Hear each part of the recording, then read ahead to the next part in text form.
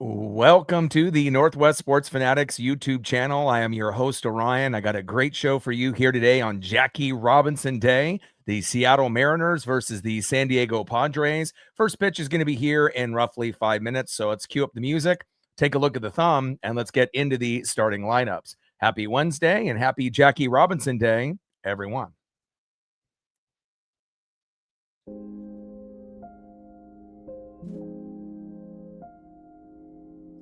On the left, our leadoff hitter, stud, third baseman, Brendan Donovan.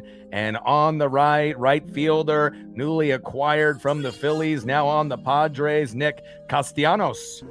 Now let's get into the starting lineups here first for the visiting Seattle Mariners.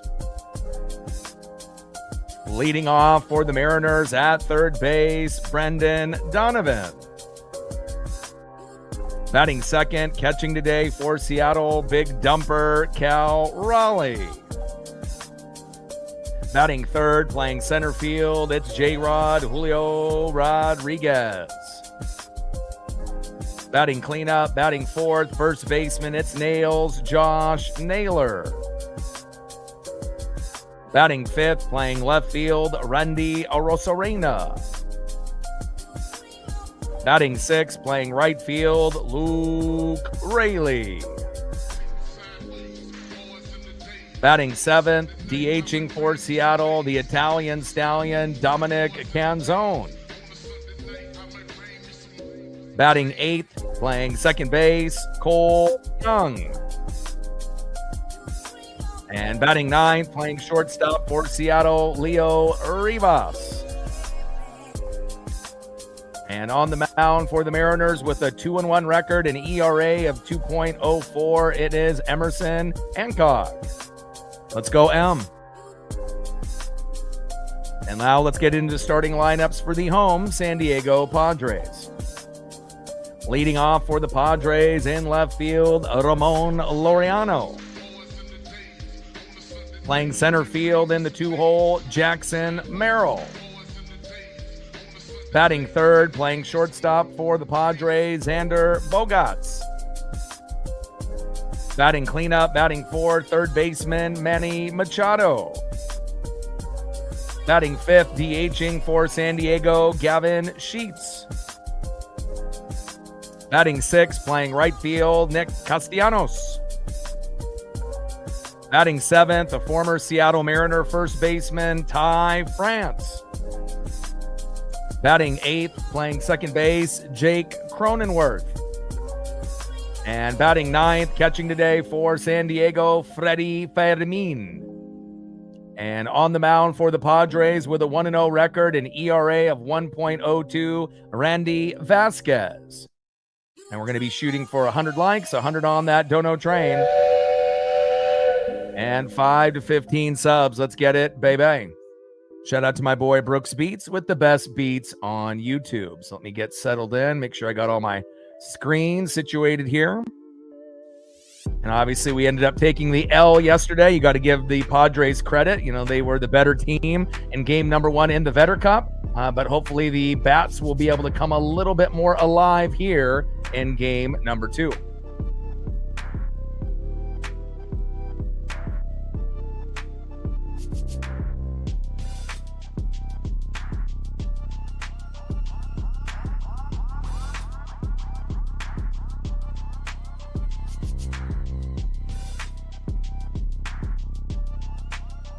Michelle in the building, what's good? Marine Bean in the building, what's good? Daniel in the building, what's good? Logan in the building, what's good? And again, playing against a team like this that had a 5-game winning streak, we only ended up having like 4 hits yesterday, only putting up a run. That's not going to be able to cut it, when you're playing a team, as good as the Padres, typically one of the better teams in the National League. Now with an 11-6 record, 7-4 at home on a 6-game win streak. We won 4 in a row. They had 5 in a row yesterday, and we ended up dropping that game. But again, we still got 2 games to go, and hopefully we'll be able to get the victory today. And then we'll find out what we get tomorrow with Luis Castillo, obviously, in his last start. In game number 2 against the Astros, he was terrible, let's be honest. But again, we got down 7-2. ended up getting 5 runs in the 5th, and we ended up winning that game 8-7. So we have proven, even when pitchers, shit the bed, for our team or any team for that matter, the game isn't over until it's over, until, obviously we get into that bottom of the 9th inning. So again, I'm a little concerned about tomorrow, but before we worry about tomorrow, we got to get the job done here today. Emerson Hancock has done a great job filling in for Bryce Miller. And again, we desperately need to get a victory here today to even up the series. We're only 2 games below 500 after getting the sweep, or AKA the mop, as Rick Riz calls it, when you end up beating a team 4 straight in a 4-game set. Obviously a sweep would be 3. And again, we dedicate this season to our guy, Rick Riz. 50th anniversary for the Seattle Mariners. He's been on the mic for the radio 40 plus years. He's retiring after this year, and we want to make sure we pay tribute to Dave Niehaus, rest in peace, and our guy Rick Riz in the booth, one of the best in the business, not only on the radio, but just overall. Randy Vasquez on the mound, and leading it off for the Mariners, third baseman Brendan Donovan. On deck, big dumper Cal Raleigh, we need you. And batting third, center fielder Julio Rodriguez.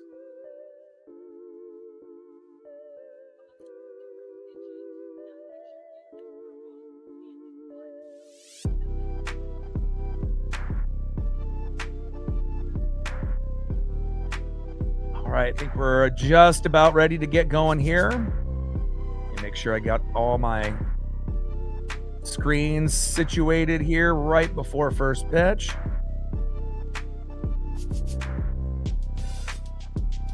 Okay, I think we are good to go. Hope everyone is having a good Jackie Robinson day, and conveniently the sun is in our eyes again like it was yesterday to start off the game, but hopefully we'll be able to fight through it. First pitch, high and away. Takes a strike looking with the 4-seam fastball, 94 miles an hour there by Vasquez to Brendan Donovan, 0-1 count.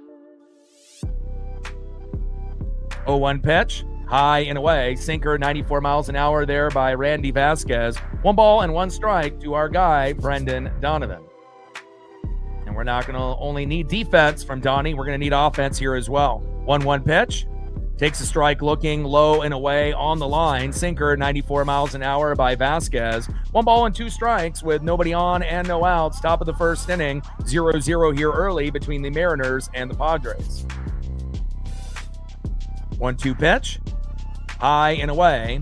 4-seam fastball, 94 miles an hour there by Vasquez. 2 balls and 2 strikes to Brendan Donovan. And again, we'd have no Fernando Tatis Jr. for the Padres, so we have to take advantage of that.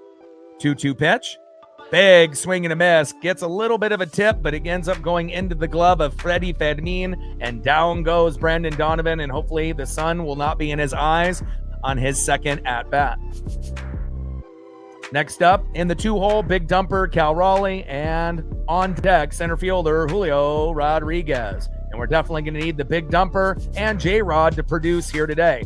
We had all our production in the middle of the order between Naylor, Randy, and Luke, and that's unacceptable if you want to beat a team like this. First pitch is low and at the knees, slider 84 miles an hour by Vasquez, 1-0 count. But you can't have Donnie, Cal Raleigh, Julio Rodriguez, and the bottom of the order with Dominic Canzone, Cole Young, and J.P. Crawford, even though J.P.'s not in today. We'll see if Leo Rivas can get the ball rolling.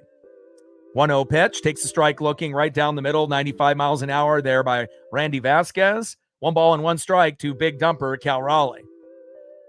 1-1 pitch, high and inside. 4-seam fastball, 95 miles an hour there by Vasquez. 2 balls and 1 strike to the big dumper Cal Raleigh. And I don't like the sun going right into our eyes, not only yesterday in the top of the first inning, but today here as well. Little dribbler up the middle on 2-1 pitch, flip to the pitcher, Vasquez, toe tap on the bag, and that is 2 away. And I'm not saying it's on purpose. It's not like Jerry Jones and the Cowboys when they end up having, obviously the roof open so the sun can go into the opponent's eyes. It's just a little bit of bad luck here early on. Next up, Julio Rodriguez on deck with a new leg kick in his batting stance, Josh Naylor. See if Julio can end up buck the trend and see if he can get a hit with this sun in their eyes. First pitch is low and away. Slider 88 miles an hour there by Randy Vasquez, 1-0 count. And again, this team is very good. Again, we had great success against them last year in the Vetter Cup and overall, but obviously this year feels a little bit different for the Padres. 1-0 pitch, crushes it into right field, out of play. Four-seam fastball, 94 miles an hour by Vasquez. 1 ball and 1 strike to Julio Rodriguez. Come on, J-Rod.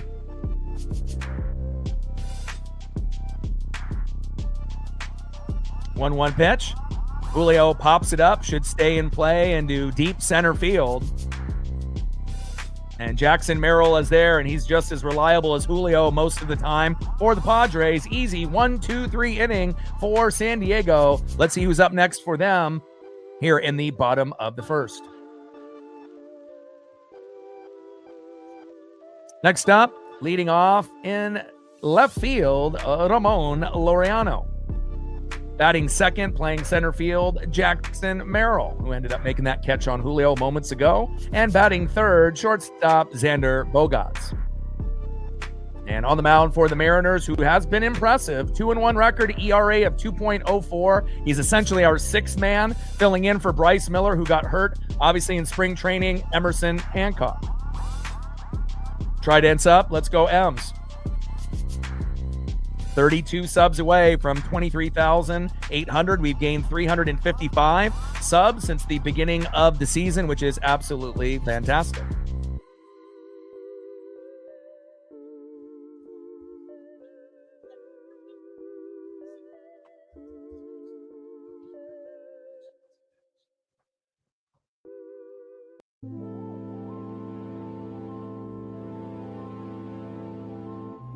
Shout out to my boy Brooks Beats with the best beats on YouTube.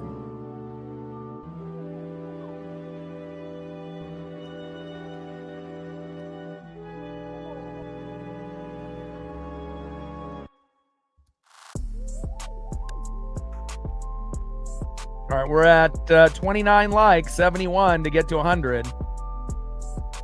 Alec in the building, what's good? Happy Jackie Robinson Day.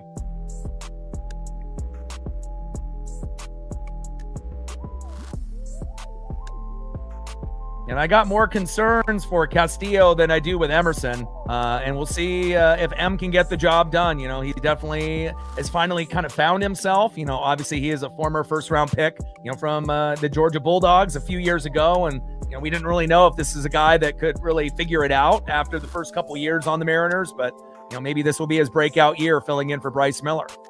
First pitch takes a strike looking to Laureano. 0-1 count. Let's go Emerson. 0-1 pitch. Laureano. Little slow dribbler to Brandon Donovan. Throw to first. And that is 1 away. Good defense there by our boy, Brandon Donovan. They're at third base. Down goes Ramon Laureano with a slow dribbler to Donnie. Throw to Naylor. 1 away. Next up in the 2-hole, center fielder stud Jackson Merrill. Emerson Hancock on the mound. Jackson Merrill in the box. All day in the building, what's good? First pitch. Big swing and a miss. High and away. Four-seam fastball, 95-mile-an-hour heater by Emerson Hancock. 0-1 count. And it's really going to be not necessarily about the top-end speed. It's about location and control with Hancock. 0-1 pitch, low and away. Change up 86 miles an hour there by Emerson Hancock. 1 ball and 1 strike to Jackson Merrill. And hopefully we'll be able to get a few double plays and we can get some defensive gems. And hopefully he doesn't give up any big home runs early in the matchup. 1-1 pitch. He pops it up. Brandon Donovan's in foul territory. And there we go. And that is 2 away. Great job there by Brandon Donovan. Obviously playing a new position. Only had a few starts on the Cardinals at third. Typically would play more second and short. And, he's made a few mistakes playing a new position, but who wouldn't? But overall, he's been pretty damn good. Best hitter on the team with Cole Young. Randy's been getting hot as of late. Next up, in the 3-hole, shortstop, Xander Bogaerts. Bottom of the first inning, 0-0 here early with nobody on and 2 outs.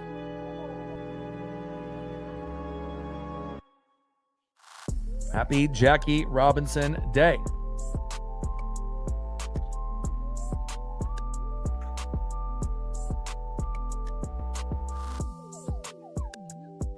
First pitch right down the middle, four-seam fastball, 95 miles an hour there by Emerson Hancock, 0-1 count.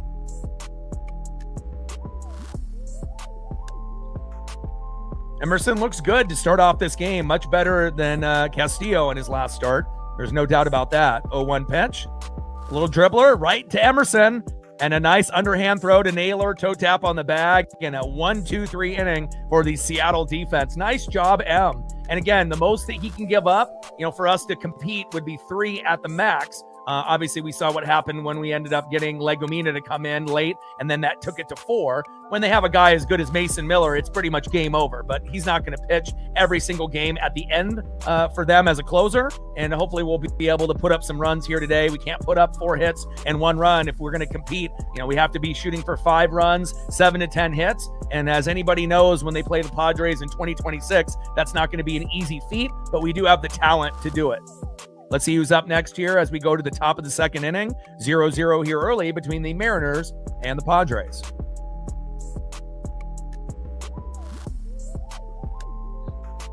Next up for the Mariners in the 4-hole, first baseman who's got a new repertoire with a leg kick that's been working for him. Had a 3-run blast and a 2-run jack with the Astros and was able to get a base knocked last night. It is Nails, Josh Naylor. Batting second in the 5-hole, left fielder Randy Arozarena, who's been starting to heat up as of late. Still can't really trust him with ground balls in left field, but pop-ups most of the time. And he's been hustling a little bit more than usual, and we like that. And batting third, another individual that's been heating up with Randy in the 6-hole, right fielder Luke Raley. And Luke is definitely overdue for a nuke. Will we be able to get it today or tomorrow? I sure as hell hope so.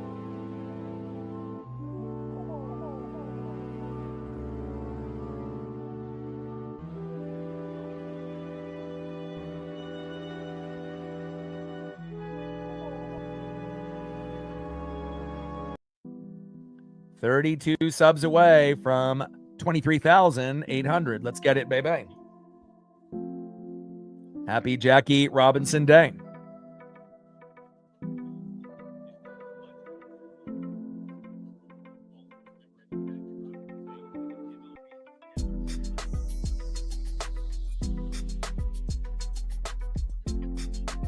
We're at 35 likes, 65 to 100. First pitch from Vasquez to Naylor.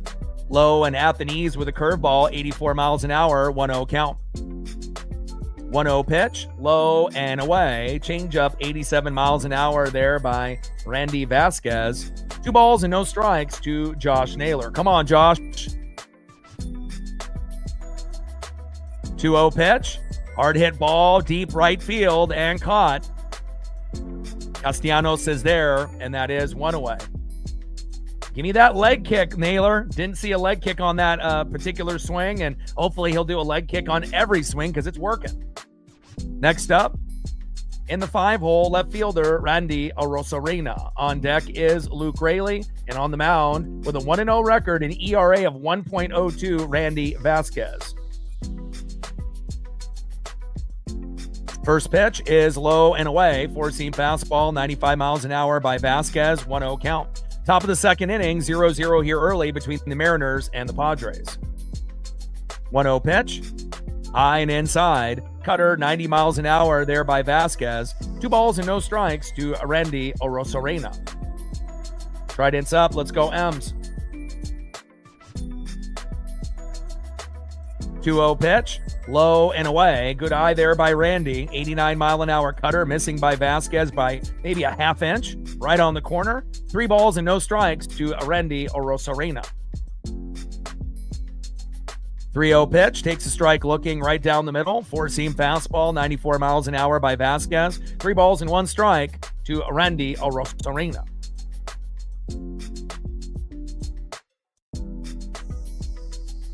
3-1 pitch, takes a strike looking high but in the zone. Cutter, 90 miles an hour by Vasquez. Pretty pitch there. Count now is full. 3 balls and 2 strikes to Randy Arozarena. Take the walk if it's there. 3-2 pitch, and good eye there by Arozarena. being patient. Sometimes he gets a little eager like Cal and Julio and kind of swings at garbage at times. And nice for him to be able to stay, put there in the box. And we have a walk for Randy. Let's see if we can move him over to second with a stolen bag or a hit and run. Next up in the 6 hole, right fielder Luke Raley. Trident's up. Let's go, M's. Come on, Luke. First pitch to Raley, big, swing and a miss. Change up, 89 miles an hour by Vasquez, 0-1 count.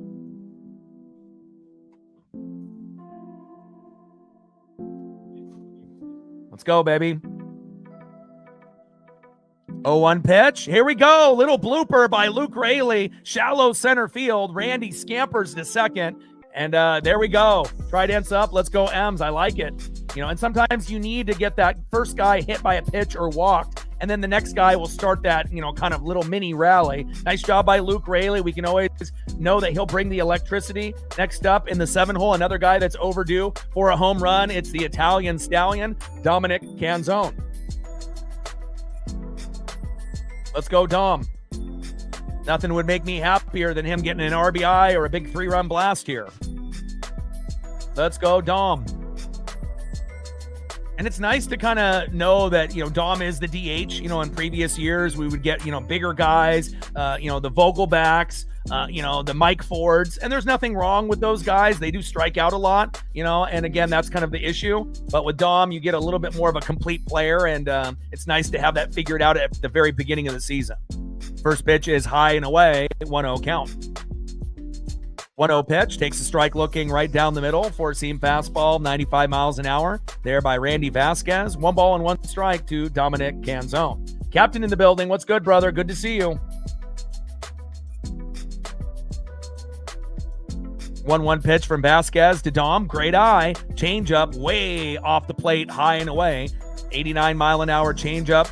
Getting away from Vasquez. 2 balls and 1 strike to Dominic Canzone. Top of the second inning, runners at first and second with 1 out. We only had 4 hits and 1 run yesterday. Unacceptable. We got to be better. And again, they're on a 6-game win streak. We got to end it. 2-1 pitch, hard hit ball, deep right field. And fair, and it bounces off the wall in an awkward location, and Castellanos has a hard time getting to it. Luke Raley hustling and coming home. 2-0 Mariners. Let's go.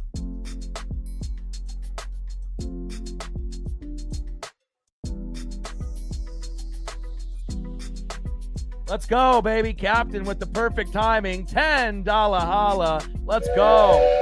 We're at 10, 90 to go. That's a good omen there from Captain.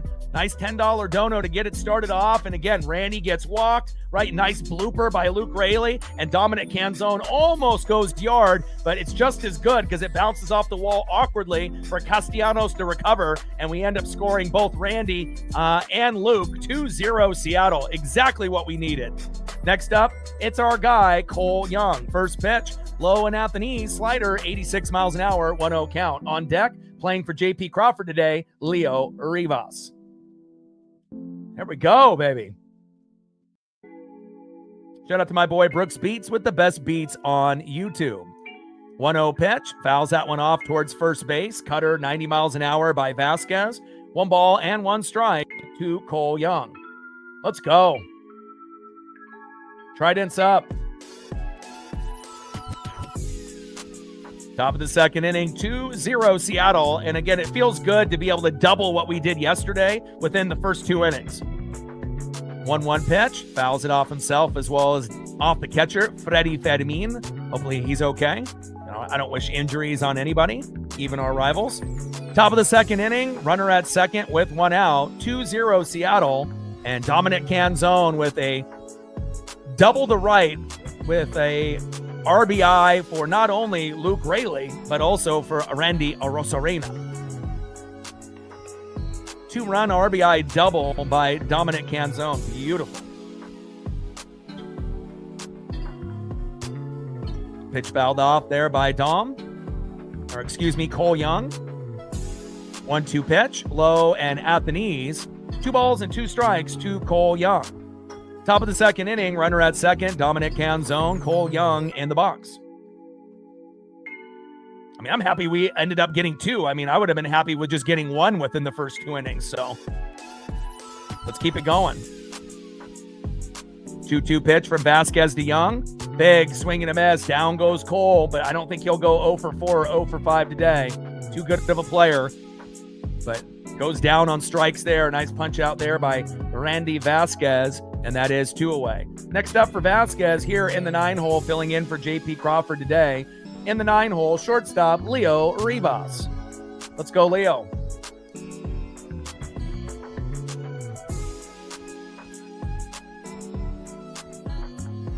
First pitch, high and away, but in the zone with a cutter, 91 miles an hour by Vasquez, 0-1 count.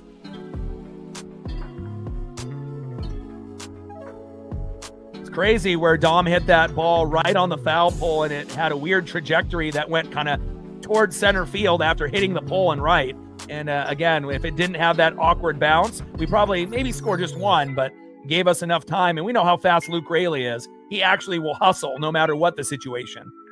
0-1 pitch is fouled off there by Leo Rivas. Slider 84 miles an hour by Randy Vasquez. No balls and 2 strikes with the runner at second, Dominic Canzone, with Leo Rivas in the box. Let's see if Leo can get a big base hit here or, potentially force, a hit by a pitch or a walk.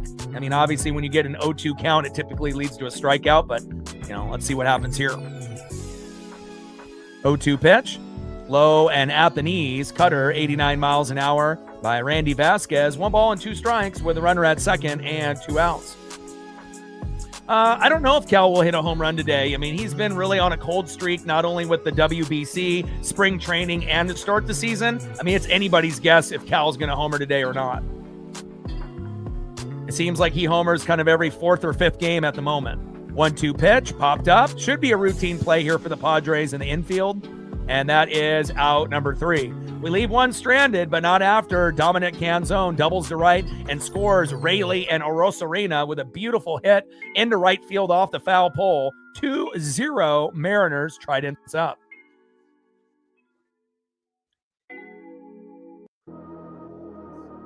Let's see who's up next here for the Padres in the bottom of the 2nd inning.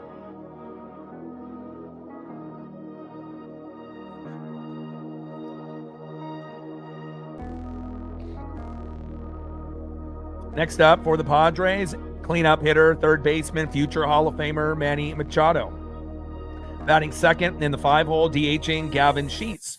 And batting 3rd, former Philadelphia Philly and now San Diego Padre in the 6-hole, right fielder Nick Castellanos. And on the mound for the Mariners, coming into the game with a 2-1 record, ERA of 2.04, Emerson Hancock, who's been fantastic. Obviously for a guy that we didn't really have a whole lot of, faith in coming into the year for him and Castillo. We just hope that they would play up to their potential and slightly above it. We know that we normally can count on Gilbert, Wu, and Kirby, but even those guys have had some rough starts, and again, partially it's due to lack of hitting, but also we've seen them, lose themselves a little bit, just like any pitcher does at the beginning of the season. 2-0 Mariners. Trident's up. 32 subs away from 23,800. We're at 10 on the Dono train, 90 to go to hit our first goal.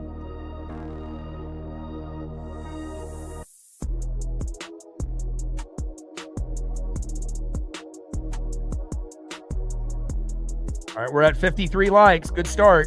47 to 100 with 174 in the room.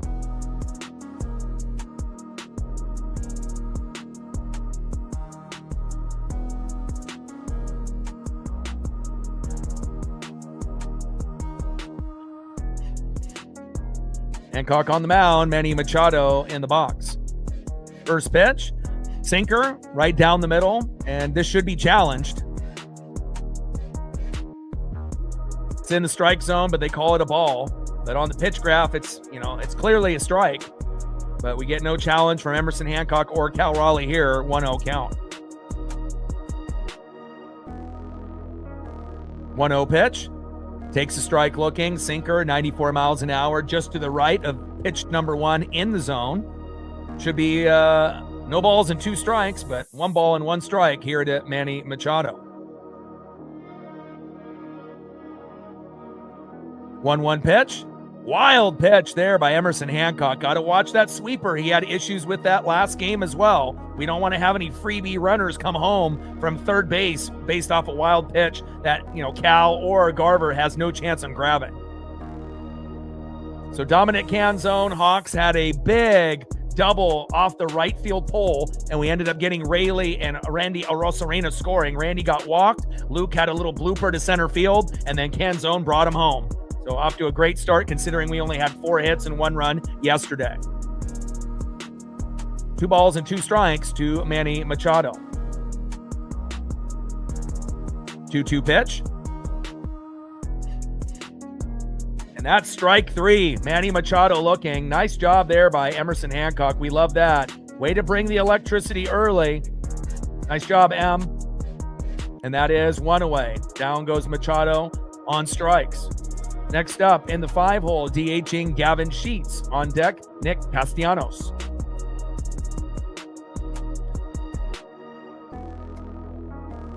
Well, it's hard, to be able to challenge and to be, good at it. And, Mariners have been a little bit, hovering around 50 to 53%, with the challenges. I think the Reds are the best, at least coming into today, around 70%. And again, you only get a couple. And if you end up, being wrong, you might need them later in the game. So first pitch is low and away, sinker 95 miles an hour, 1-0 count. But it didn't matter. Machado ended up striking out, so karma had its way. 1-0 pitch. Takes a strike looking high and away. 4-seam fastball, 95 miles an hour there by M. 1 ball and 1 strike to Gavin Sheets. 1-1 pitch. Fouls it off behind the plate. 4-seam fastball, 95 miles an hour by Emerson Hancock. 1 ball and 2 strikes with nobody on and 1 out. Bottom of the second inning, 2-0 Mariners. And there's going to be certain individuals that have more pull, on when to be able to challenge. And I imagine Cal will be the guy that would probably challenge more than Emerson Hancock himself. He's got a lot to worry about, on the mound rather than worrying about what pitches to challenge. So 1-2 pitch in foul territory. And Brandon Donovan with some great hustle. But just can't get to the wall in time, and it drops in foul territory. They got lucky there. Sweeper, 76 miles an hour. 1 ball and 2 strikes to Gavin Sheets. But Donnie's always going to give that effort. We've already seen him run into a wall and make plays, in foul territory, even though he's trying to, get acclimated on playing a new position. He's been the best hitter on the team with Cole Young. Randy's been getting better as well as Luke Raley as of late, and Julio. And again, we just need him to get more reps, and he'll get better and better as the season progresses. 1-2 pitch, hard hit ball, deep left field, all the way back to the wall. And Randy comes up with a big catch. Nice job, Randy Arosarena. Gladly that wasn't, a ground ball, because then that would have been a double or triple. But Randy with some good hustle there, and that is 2 away. Nice job, Randy. Down goes Gavin Sheets, flying out to deep left field. Next up in the 6-hole, right fielder, former Philadelphia Philly, Nick Castellanos. Emerson Hancock on the mound. Nick Castellanos in the box.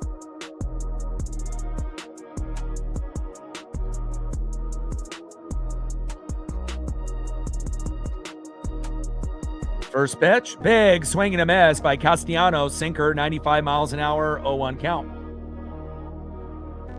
Andrea in the building. How are you? We're doing great. 2-0 lead. Besides the sun that was, in our eyes again in the top of the first inning. Conveniently, it's only for when the Mariners are up to bat in game 1 and game 2. And we didn't get anything in that first inning, but we were able to, come up big in that second inning, and that's what matters. 0-1 pitch, low and at the knees. Change up 86 miles an hour there by Hancock. 1 ball and 1 strike to Nick Castellanos. 1-1 pitch, little dribbler towards third base, and foul. Sinker, 95 miles an hour by Emerson Hancock. 1 ball and 2 strikes with nobody on and 2 outs. Mariners up 2-0. No Fernando Tatis Jr. in the starting lineup. He may pinch hit later, and we definitely need to take advantage of that. Anytime you get, Fernando Tatis or Manny Machado or Bogarts not playing, or Jackson Merrill, just based off the lineups, you have to take advantage. 1-2 pitch, and that ends up going towards third base and foul.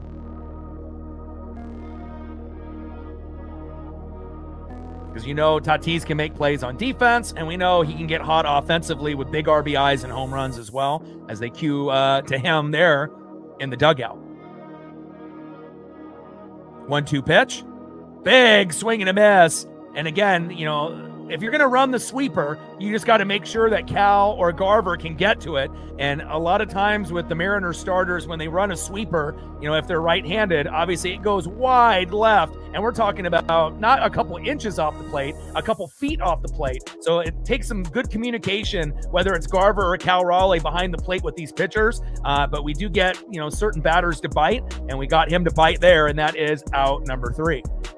End of the second inning, 2-0 Mariners. Love it. Let's see who's up next here for Seattle in the top of the third. Rick Riz is loving it. Next up for the Mariners, 0 for 1 with a K, third baseman Brendan Donovan. Batting second, the big dumper, catcher Cal Raleigh. We could really use some RBIs or home runs. And batting third, center fielder, it's Julio Rodriguez. Try dance up.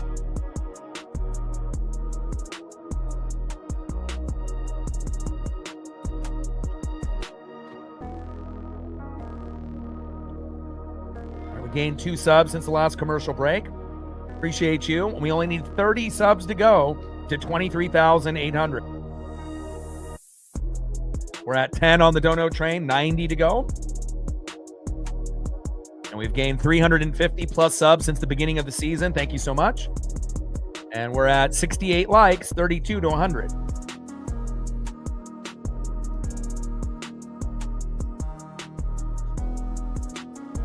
There we go.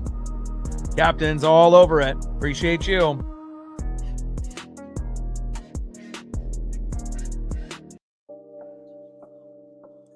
Randy Vasquez on the mound. Brendan Donovan in the box. Let's go, baby.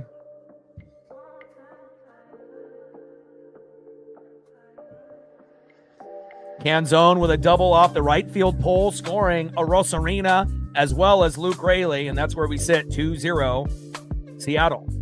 First pitch, takes a strike looking right down the middle to Brendan Donovan, 0-1 count. 0-1 pitch, low and at the knees with the changeup, 88 miles an hour there by Randy Vasquez. 1 ball and 1 strike to Brendan Donovan. 1-1 pitch, fouls it off Freddie Fermin's face mask there. I hope he's okay. Sinker, 94 miles an hour by Vasquez, fouled off into the catcher's face mask, Freddie Fermin. 1 ball and 2 strikes with nobody on and no outs. Top of the third inning, 2-0 Mariners. And if we can win today, we should have a good chance, hopefully, to compete tomorrow, even though Luis Castillo was absolutely terrible in Game 2 against the Astros when we got down 7-2. But we ended up scoring 5 in the 5th and came back and won that game 8-7. And hopefully Castillo gives up 3 runs or less, preferably 0-2. But you just don't really know, you know, with guys like Luis Castillo kind of at the back end of his career. Numbers have been kind of going on a downward slope since we got him in 2022. Every once in a while, Castillo will get you 7 to 10 Ks, but then every once in a while, he'll end up giving up, you know, 7 to 10 runs. So hopefully we end up getting a good performance tomorrow, and hopefully we can tie up this Better Cup series here tonight. Top of the third inning, 2-0 Seattle, and it's really big that we put up runs early and got an early lead, considering we only had 4 hits, 1 run yesterday, and we didn't get any production 1 through 3, as well as 7, 8, and 9. It was all Naylor, Randy, and Luke, and obviously we're getting some production there as well. Randy with the walk and Luke Raley with the blooper, and then obviously Canzone getting the job done in the 7-hole today. And it looks like Freddie Fermin might have to leave the game here. I hope he's okay. I always get a little nervous when I see, anytime you get that deflection off a hard hit foul ball that goes right into the catcher's mask, or if it ends up hitting the ump underneath the mask in the chin or in the neck. You know, it could really be a serious thing. But Freddie Fermin is exiting here. And usually you don't see him exit, and it depends on how tough each guy is. Some catchers are tougher than others, that can end up taking that and whatnot. But, prayers up for Freddie Fermin, and I hope he's okay. And this is definitely going to be in our advantage moving forward because obviously they had the game plan with Fermin the whole game. So hopefully we can take advantage, of this situation the rest of the game.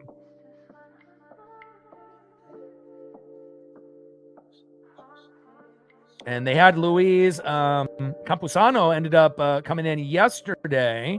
So we'll see if it ends up being him. And yeah, and it will be him. I think they only have so many catchers, obviously in this, obviously active roster that they can go to.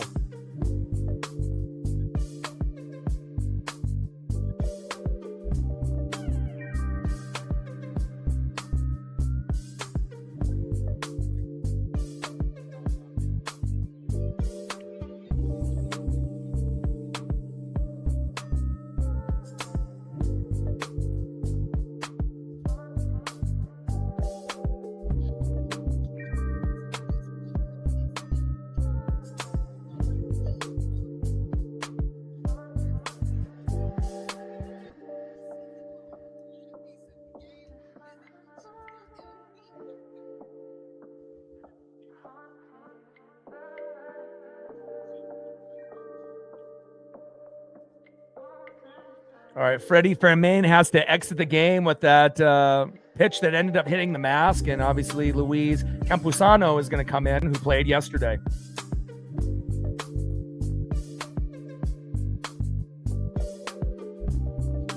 And it definitely wasn't anything intentional, but anytime we can end up getting a little bit of luck, to go our way after what happened to us yesterday, if they, decide that they can win this game in their eyes without, Tatis Jr., and then you end up getting kind of a rare, weird, injury, to the catcher, we got to be able to try to do everything in our power to get this victory.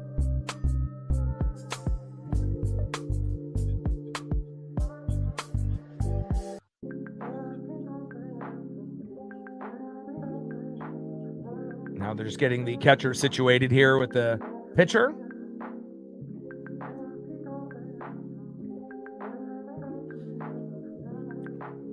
Shout out to my boy Brooks Beats with the best beats on YouTube.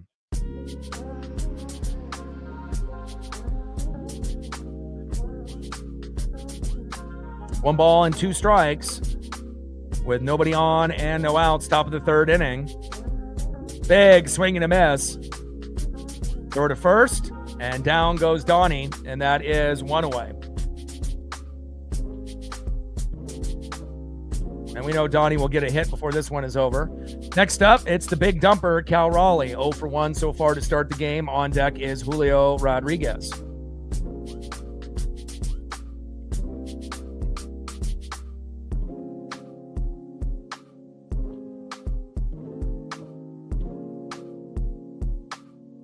First pitch is high and inside with a sinker, 94 miles an hour, 1-0 count.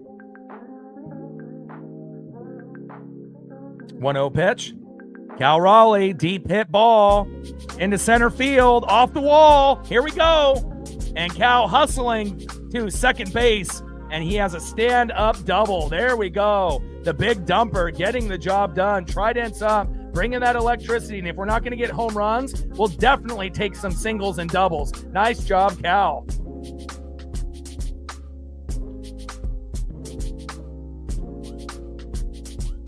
There we go, baby. Next up is Julio Rodriguez. And Cal desperately needed that. Let's be real. We've been watching games very closely, and Cal has not been the greatest, player, obviously, in the box to start the year. The WBC was rough for him. Spring training, a few games after the WBC ended, was still, very shaky. Coming into the beginning of the year, still a little shaky, but great job there by Cal. We love it. First pitch is high and away to Julio, 1-0 count. 1-0 pitch, hard hit ball, deep center field. All the way back to the wall. Oh, my! He robbed Julio Rodriguez. Oh, my God. Oh, my goodness. And that's going to be a double play. Jackson Merrill. Unbelievable. Did you see that? That was like Julio or Ken Griffey Jr. And Cal was already going to third base, and there was nothing that could have happened there. Unless he ended up tagging up, and it looks like he did tag up and ended up going to third. I didn't know if he overcommitted or not, but it looks like he did end up tagging up and making it to third. But look at the extension. Holy hell. Couple feet over the wall. Great timing there by Jackson Merrill. Thankfully, it wasn't a double play, and that was just obviously a robbing of a home run for Julio Rodriguez. Great job there by Jackson Merrill. And we were mentioning how good he is in center field earlier in the game. Next up now is Josh Naylor. And we do got Cal Raleigh at third, no double play. So hopefully we'll be able to get Naylor with the leg kick, and we'll be able to get an RBI here to make it 3-0 Seattle. Yeah, I mean, hopefully Jackson Merrill, that's the only one that he robs. We can't have another repeat of Joe Adell. Exactly. You know, we already know Naylor, JP, and Cal all got robbed in that game. But all those home runs were just barely over, like in the front row, first row. I mean, if one of them would have been able to hit it deep, then we wouldn't be talking about Joe Adell. But, you know, sometimes that's just the way that it happens. 1-0 pitch, fouls it off right down the middle. 1 ball and 1 strike to Josh Naylor. And hopefully we'll have a chance to rob a home run tonight as well. Sometimes it ends up being contagious. 1-1 pitch. Check swing. No, doesn't go around. Curveball, 85 miles an hour, low and at the knees. 2 balls and 1 strike to Josh Naylor.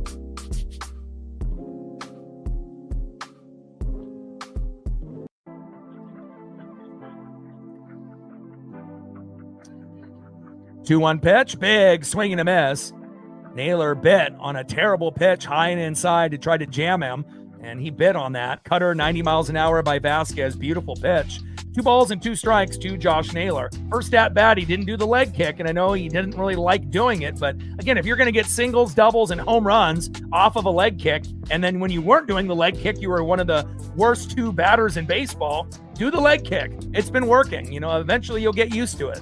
And hopefully we'll get a nice leg kick out of Naylor, you know, on every at bat the rest of the way. Come on, Nails. 2-2 pitch. Big swing and a miss, and down goes Naylor, and that is out number 3. Doesn't look like he's using the leg kick in this game so far in those first 2 at-bats, at least not on every single swing. So something to keep an eye on. You know, he may like to go back to his old ways, but obviously that doesn't work. And let's go to the bottom of the 3rd and see who's up next here for the Padres.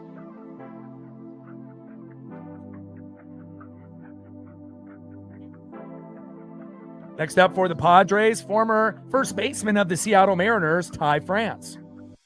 Batting second in the 8-hole, second baseman Jake Cronenworth. And batting third, filling in, obviously for Freddie Fermin, who took a foul tip there into the mask, Luis Campusano. We'll see if Luis has anything going in his bat here in the bottom of the 3rd. And on the mound for the Mariners, coming into the game with a 2-1 record, ERA of 2.04, Emerson Hancock. And so far, so good. 2 innings pitched, no hits, no earned runs, no walks, 2 Ks, 22 pitches, 17 strikes, 1.83 ERA. We love that. And then on the flip side with Vasquez, 3 innings pitched, 3 hits, 2 earned runs, 1 walk, 4 Ks, 49 pitches, 28 strikes with a 1.74 ERA. So, Emerson's in good shape right now with the pitch count as well as his control, and that's exactly what we need. Trident's up. Let's go, Ems.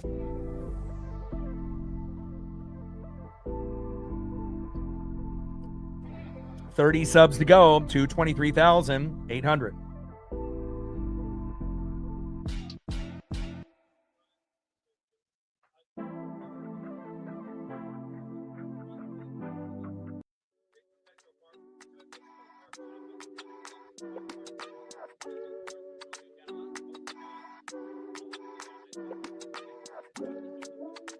All right, we're at 85 likes, 15 to 100.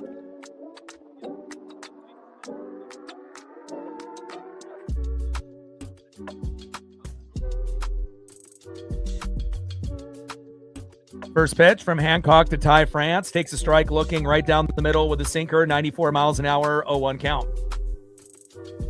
Shout out to my boy Brooks Beats with the best beats on YouTube.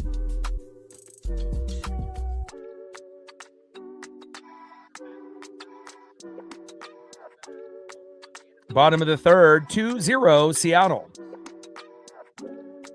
0-1 pitch, little dribbler towards 3rd. Rivas is there. Nice laser throw to Naylor, and that is 1 away.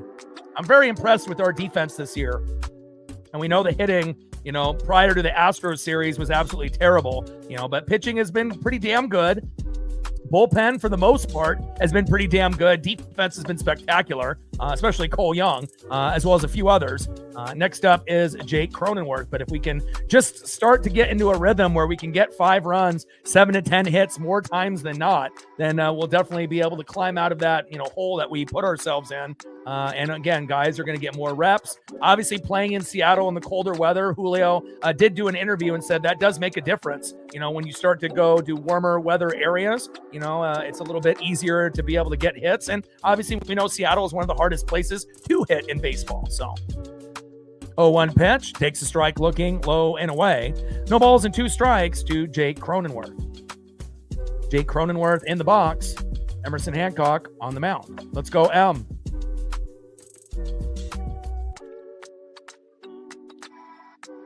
0-2 pitch, high and away. 4-seam fastball, 96 miles an hour. With that high and away, missing maybe by a few inches there by Emerson Hancock. 1 ball and 2 strikes with nobody on and 1 out.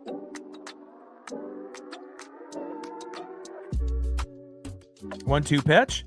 Big swing and a miss. And down goes the Crone zone, Jake Cronenworth. Nice punch out there by Emerson Hancock.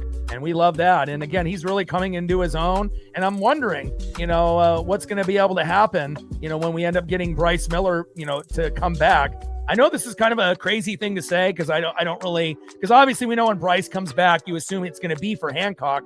But what happens if Bryce comes back for Castillo instead? If Castillo is our worst pitcher, we don't really know what Bryce Miller is going to do. And realistically, he'll probably be bad in his first couple starts, but is Bryce Miller going to be better than Castillo? And again, they, have a certain type of rotation and, Castillo's been on the team for a few years. But again, if Miller comes back and he's better, we don't want to lose one of our better pitchers in Hancock if this is his breakout year. For me, I wouldn't mind at all putting Bryce, in for Castillo, but I know they won't do that. At least I don't think they would do that. 0-1 pitch, low and at the knees. And we're still waiting on Ryan Sloan and Cade Anderson. And those guys have been killing it in the farm. And, at some point it might be Sloan, Cade Anderson, George Kirby, Logan Gilbert, and Brian Wu, with obviously Emerson Hancock and Bryce Miller maybe on the outside looking in a couple years from now, and it's definitely exciting just to think of the options that we're going to have. 1-1 pitch. High and away, sweeper, 78 miles an hour. 2 balls and 1 strike to Luis Camposano.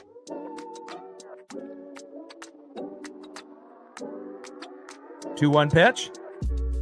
Big swing and a miss, high and inside. 4-seam fastball, 96 miles an hour there by Emerson Hancock. But, you tell me as Mariner fans, do you guys have faith in Luis Castillo when he pitches? I don't, and again, he was good in 2022, but since then, it's definitely very hit or miss. He's just as likely to give up 7 to 10 runs rather than get, 7 to 10 Ks. Throw to first off that slow dribbler to third, and that is out number 3. I think I trust, Bryce Miller normally more than Luis Castillo most of the time, even though he was a little shaky last year, and he had some injuries. He's kind of hit or miss as well. And obviously Emerson Hancock, obviously, besides this year, wasn't trustworthy. And then obviously he did his best with Logan Evans last year to fill in. And remember, everyone got hurt in the starting 5 except Luis Castillo last year. And this year it's only Bryce Miller so far. And then obviously Carlos Vargas in the pen. But, again, it's all about consistency and trust. But, again, it's like when I watch Castillo on the mound, he makes me nervous, because again, for me, when I watch him pitch, he goes down the middle too often. And it kind of feels like he thinks in his mind that he's still like in his 20s. Like nobody is intimidated by Luis Castillo on the mound anymore, and again, it's like sometimes maybe a little too overconfident in your stuff. And you go down the middle too often, he's just going to get buried. And we saw that against the Astros when we got down 7-2. But luckily, we scored 5 in the 5th, came back and won 8-7. But as us Mariner fans know, we're not going to bail out Castillo like that all the time.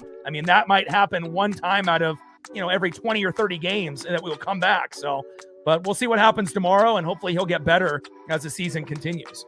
Let's go to the top of the 4th inning and see who's up next here for the Mariners.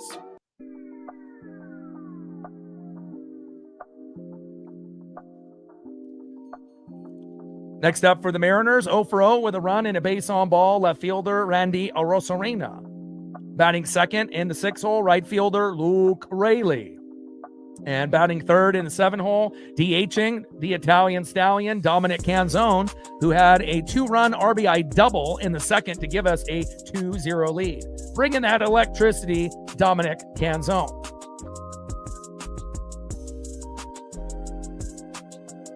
First pitch takes a strike right down the middle with a cutter, 90 miles an hour, 0-1 count. Take care, Michelle. 0-1 pitch and a hard hit ball into right field. Run, Randy. And Randy's going for 2 and safe. There we go. And that's the type of hustle that we've been dreaming of for Randy Arozarena. I mean, that could have easily been a single for Randy if he just would, do his regular routine, but decided to kind of push it to try to get a double and ended up making the right decision. Great job by Randy Arozarena, who's been heating up as of late. Nice job, Randy. Next up is Luke Raley. Let's see if Luke can get an RBI or a home run here.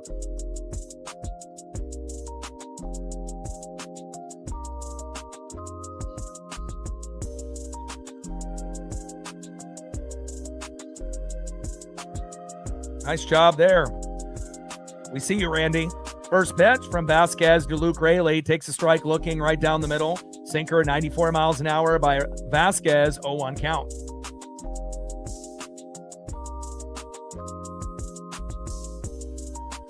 Oh, 0-1 pitch, high and away. Change up 87 miles an hour to Mr. Hustle himself, Luke Raley. 1 ball and 1 strike with a runner at second, Randy Arozarena. Randy Vasquez on the mound. Luke Raley in the box. Let's go, Luke. Luke is so overdue for a nuke. Same thing with Canzone. 1-1 pitch, crushes it into left field, fading foul. Curveball, 84 miles an hour there by Vasquez. 1 ball and 2 strikes with a runner at second with no outs. And this is going much better than yesterday. Yesterday was just an uphill battle, after getting the mop, aka the sweep, which Rick Riz calls it when we win 4 times in a row, a mop, and a sweep will be 3.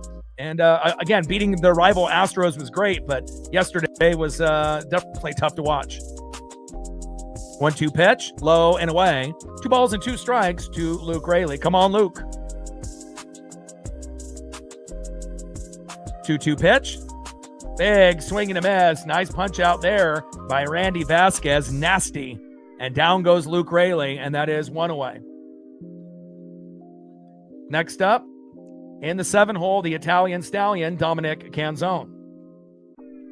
Ended up hitting a deep ball into right field off the foul pole, and it ended up scoring Randy and Luke Raley. It was amazing.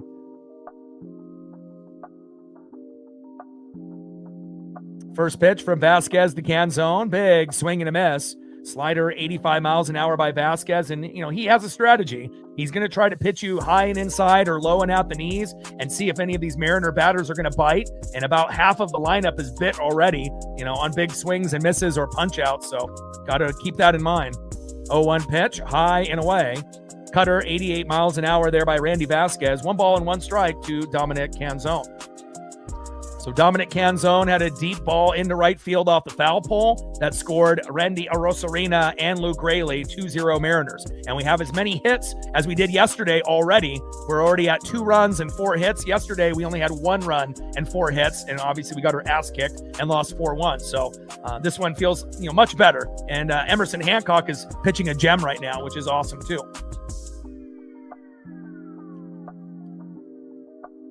Pitches low and at the knees. Changeup missing there by Vasquez. 2 balls and 1 strike to Dominic Canzone. 2-1 pitch. And that one goes into left field, out of play. Sinker at 95 miles an hour by Vasquez. 2 balls and 2 strikes to Dominic Canzone. Let's go, Dom.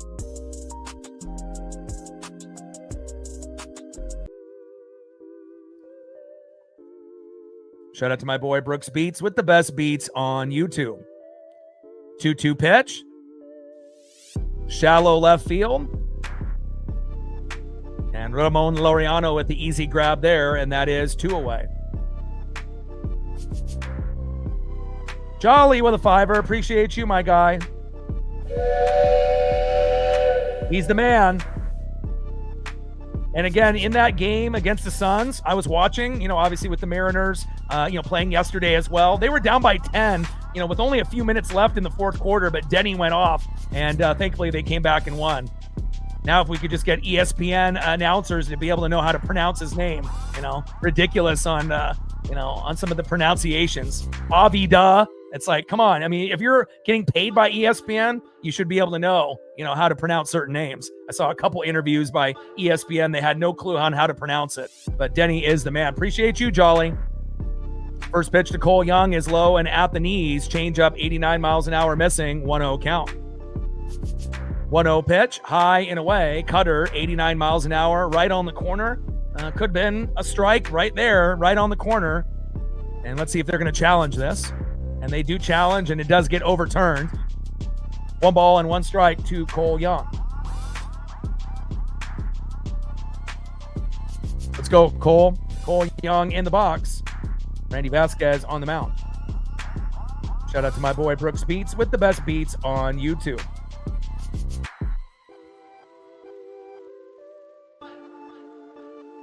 1-1 pitch to Young. High and away. Cutter, 91 miles an hour, missing there by Vasquez. 2 balls and 1 strike to Cole Young. Donovan's batting 280. Arosarena's all the way up to 297. Raley's up to 304. And Young dropped down to 226, so he needs to get those numbers up. 2-1 pitch. Low and at the knees.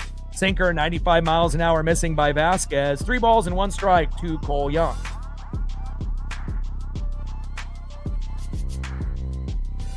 Take the walk here if it's there.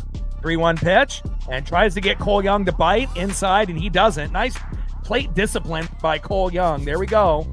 And now we got runners at first and second with 2 outs. Let's see if Leo Rivas can come up with some magic here.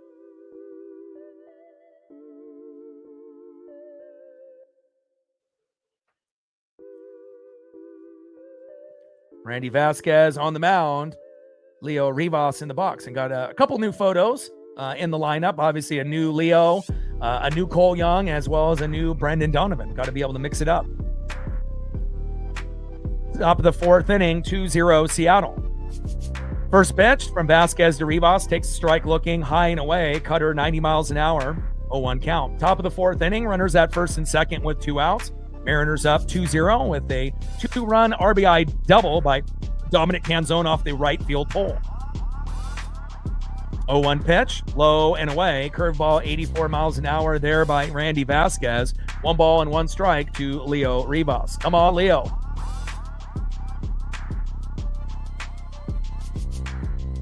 All good, KJ. Every single game for the most part. About 160 out of 162 during the year, and then playoffs included. 1-1 pitch, takes a strike looking right down the middle. 1 ball and 2 strikes to Leo Rivas.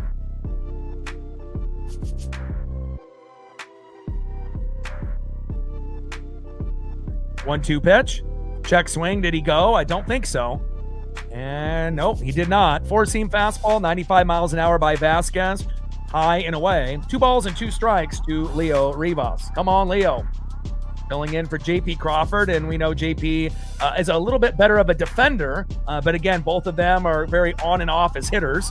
Sometimes they're hot, sometimes they're not, and hopefully Leo can end up taking a few walks to help supplement some of these at-bats if he can't get a home run or a big RBI. 2-2 pitch. Low and at the knees. Good eye there by Leo. Count now is full. 3 balls and 2 strikes to Leo Rivas. 3-2 pitch. Ooh, that's close. They say strike 3. It was inside on the line. And Leo's going to challenge. It's right on the line, so let's see what they call here. Let's look at the pitch graph that comes up here. Oh, it's a ball. Let's go. It was right on the line on the pitch graph that I was looking at. And then obviously they brought up the pitch graph on the game broadcast itself. And we'll take that. Great job, Leo. There we go. Great use of the ABS right there. Getting the call correct. Now we got bases loaded for our guy, Brendan Donovan. Let's go, Donnie. Bring that electricity. Let's go, Brendan Donovan. I mean, and we don't necessarily need a home run, a grand salami, get the mustard and rye bread, but again, if we can get even just, an RBI single, or an RBI double, that could score 1 or 2. That would be fantastic. Best case scenario, get the mustard and rye bread, and then we end up getting the grand salami, and then we go up 6-0. And if that happens, then we know that we're on our way to potentially, winning the game, as long as we don't have a meltdown after Hancock. But I mean, at this point, we'll take anything positive. Hell, I'll even take a walk or a hit by pitch so we can get that freebie from third to come home. Trident's up. Let's go, M's. We got to take advantage of these, opportunities that don't happen often. And Donnie is one of the more, patient hitters that we have. And the sun is not glaring in his eyes like it was for the batters in yesterday's game and today's game in the first inning. So let's see if Donnie can get a hold of one. First pitch is low and at the knees, 1-0 count. And again, if he ends up taking the walk, that'll be perfect. And then we have Cal up after that and Julio. So let's see what Donnie will do here. 1-0 pitch, low and at the knees. Donnie is, a mastermind. He was very good at it on the Cardinals as well. He doesn't really swing at too much garbage. He's the perfect leadoff hitter, the best leadoff hitter we've had since Ichiro Suzuki. And that's really a compliment. That's saying something. 2-0 pitch. Hard hit ball by Donnie. Yes, and it goes through. That's going to bring home some runs. Let's go. My boy. That brings home 2, baby. 4-0. Mariners. Trident's up. Let's go, M's.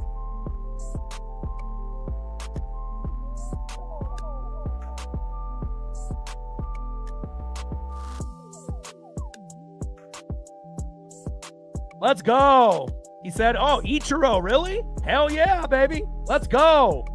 And again, you just know when you have certain guys that got that confidence, whether it be defensively or in the box, obviously this would have been the best case scenario, but we'll take a big RBI situation, 4-0 Mariners. And now we got Cal Raleigh, who ended up having a hit already, and Julio Rodriguez. Let's go.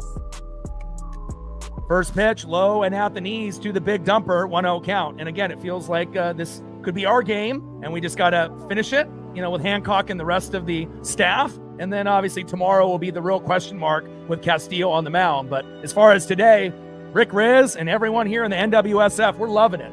Runners on the corners at first and third with 2 outs. And we were able to get a lot of 2-out rallies last year. This year, not so much. But again, when you got a real patient hitter in Brandon Donovan that's not going to swing at garbage, that was a beautiful base knock. Donovan singles to right, Randy Arosarena and Cole Young score, Rivas to third, 4-0 Mariners. Let's go. 1-0 pitch, low and at the knees to the big dumper, Cal Raleigh. 2 balls and no strikes with runners at first and third and 2 outs. I mean, this would be a great time for Cal Raleigh to be able to get a big home run here, or Julio. But if Cal gets walked on this 3-0 count, potentially, which is high in a way, 91-mile-an-hour cutter missing, and Vasquez is having a little bit of a mini meltdown, and we love that. Anytime we can get a pitcher that has a good ERA and a good win-loss record to exit before the 6th inning, we'll take that all day, every day. Let's go. 3-0 pitch, takes a strike right down the middle. Sinker 95 miles an hour by Vasquez. 3 balls and 1 strike to the big dumper, Cal Raleigh. Let's go. Hell yeah.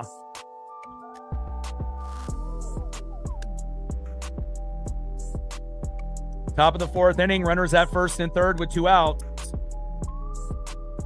3-1 pitch. Beautiful walk. Great patience by Cal Raleigh. We know he's been struggling, in the box, but he's already got a base hit and a walk. And now we got bases loaded for our guy, Julio Rodriguez. And we know, there's going to be times where Julio will not get the grand salami. He will not get the RBI, but again, he has been getting a little bit better, within the last few games. And, even getting an RBI single or RBI double and kind of doing what Canzone and Donnie did to make it 6-0 would be fantastic. Hell, we'll even take 5-0. First pitch, takes a strike, looking low and away, right on the line. Cutter, 91 miles an hour, 0-1 count. Come on, Julio.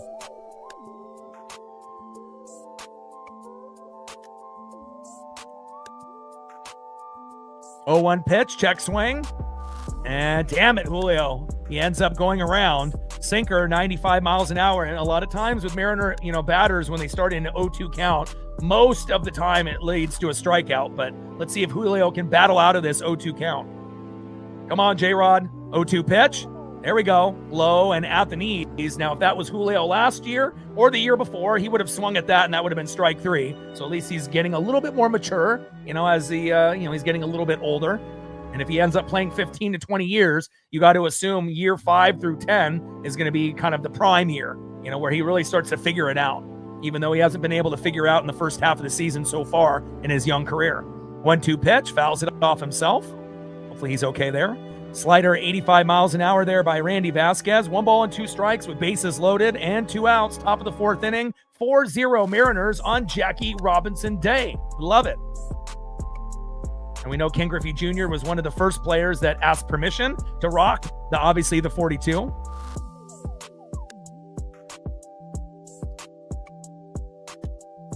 One-two pitch, big swing and a miss, and Julio does not end up taking advantage of bases loaded. But with that being said, we ended up getting the big play out of Brendan Donovan, and we can't get too greedy. We ended up losing 4-1 yesterday. We only had 4 hits total.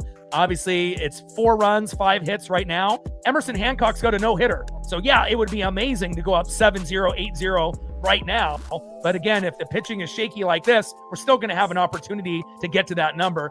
A little disappointed that Julio wasn't able to get it done there. But again, a lot of pressure, on guys like Cal and Julio with bases loaded. And sometimes they're going to come up big and, sometimes they're going to strike out. And again, if you get into an 0-2 count, most Mariner batters, regardless if it's Julio or not, they typically strike out on an 0-2 count. So if Julio didn't check swing on that second pitch, maybe he ends up getting an RBI, but, he has to live and he's got to learn. Let's go to the bottom of the 4th inning and see who's up next here for the San Diego Padres. Trident's up. Let's go Mariners.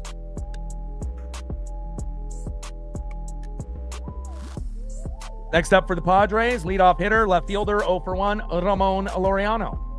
Batting second, 0-for-1, center fielder, Jackson Merrill. And batting third, shortstop, Xander Bogaerts. And on the mound for the Mariners, with a no-hitter, Emerson Hancock. Unbelievable.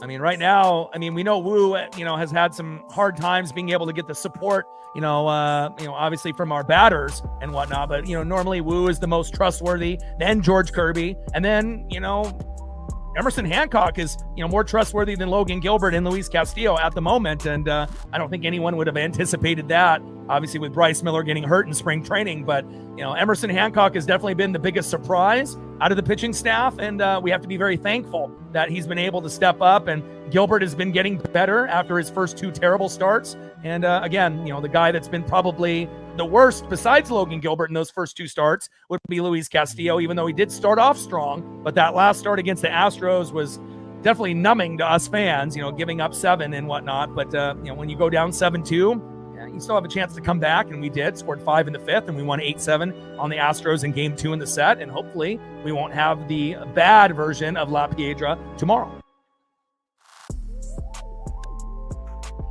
Bottom of the 4th inning, 4-0 Seattle. Let's go. Trident's up.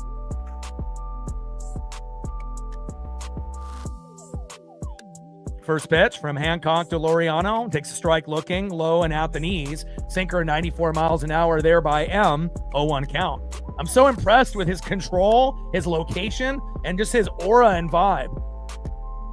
Laureano in the box, Emerson Hancock on the mound. But again, we shouldn't be really too shocked. Emerson Hancock was a first-round pick a few years ago from Georgia. Just with the first few years, just didn't really have the consistency. And him and Logan Evans did their best to fill in for guys, early in the year, with Kirby, missing the first couple months of the season and, injuries to Gilbert and as well as Miller and a few others. And then Wu at the end of the year really killed us. But I'm really liking what I'm seeing here. 0-2 pitch, big swing and a miss. Down goes Ramon Laureano, and that is 1 away. And he's leading the team in home runs. And again, great job there by Emerson Hancock. He is wheeling and he is dealing.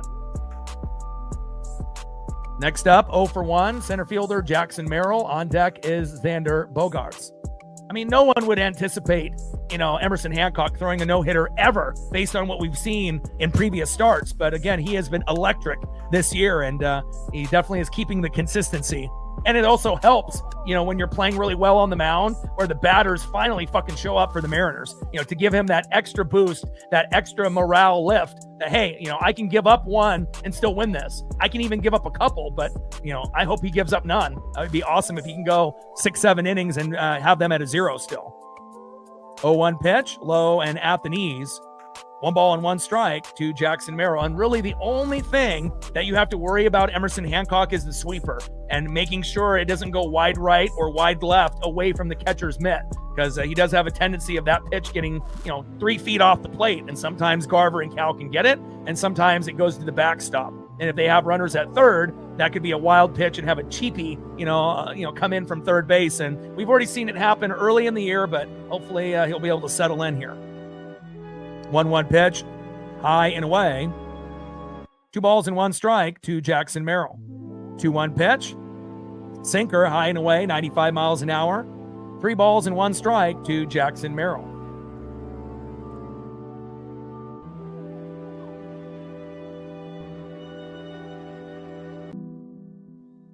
Shout out to my boy Brooks Beats with the best beats on YouTube. 3-1 pitch.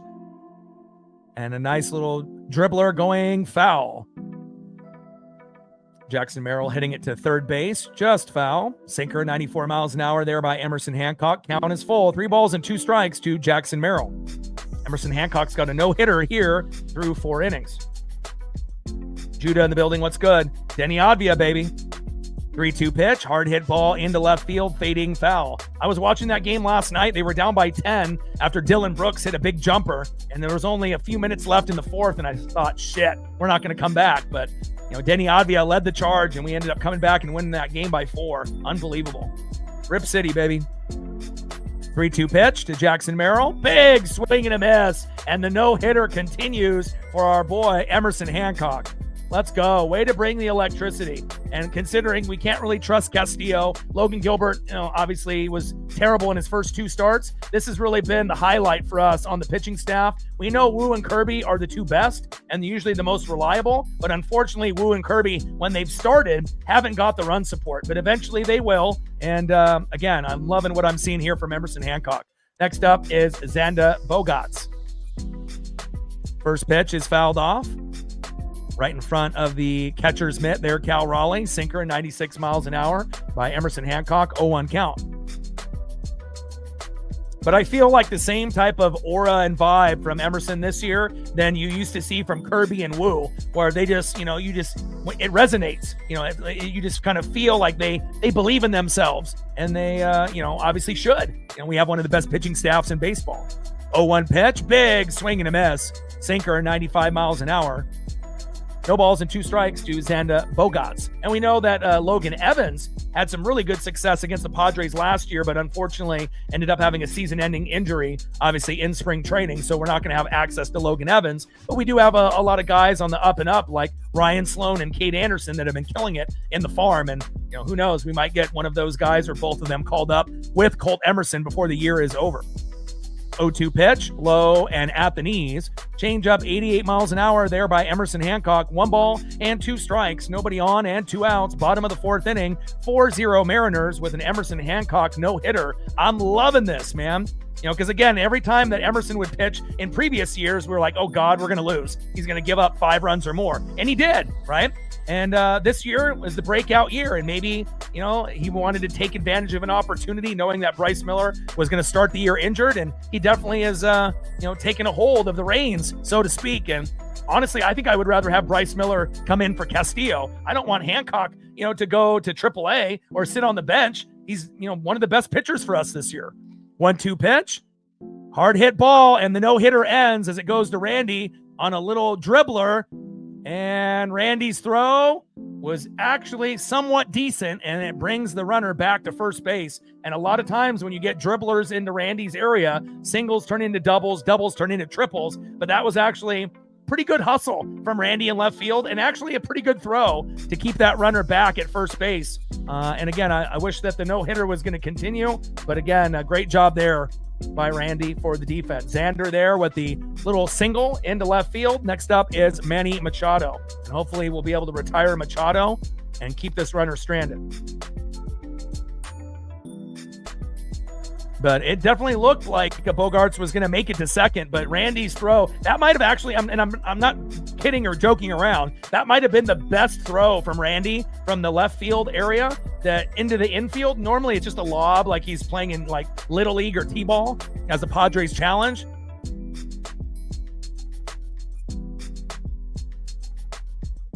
And it still ends up being a strike.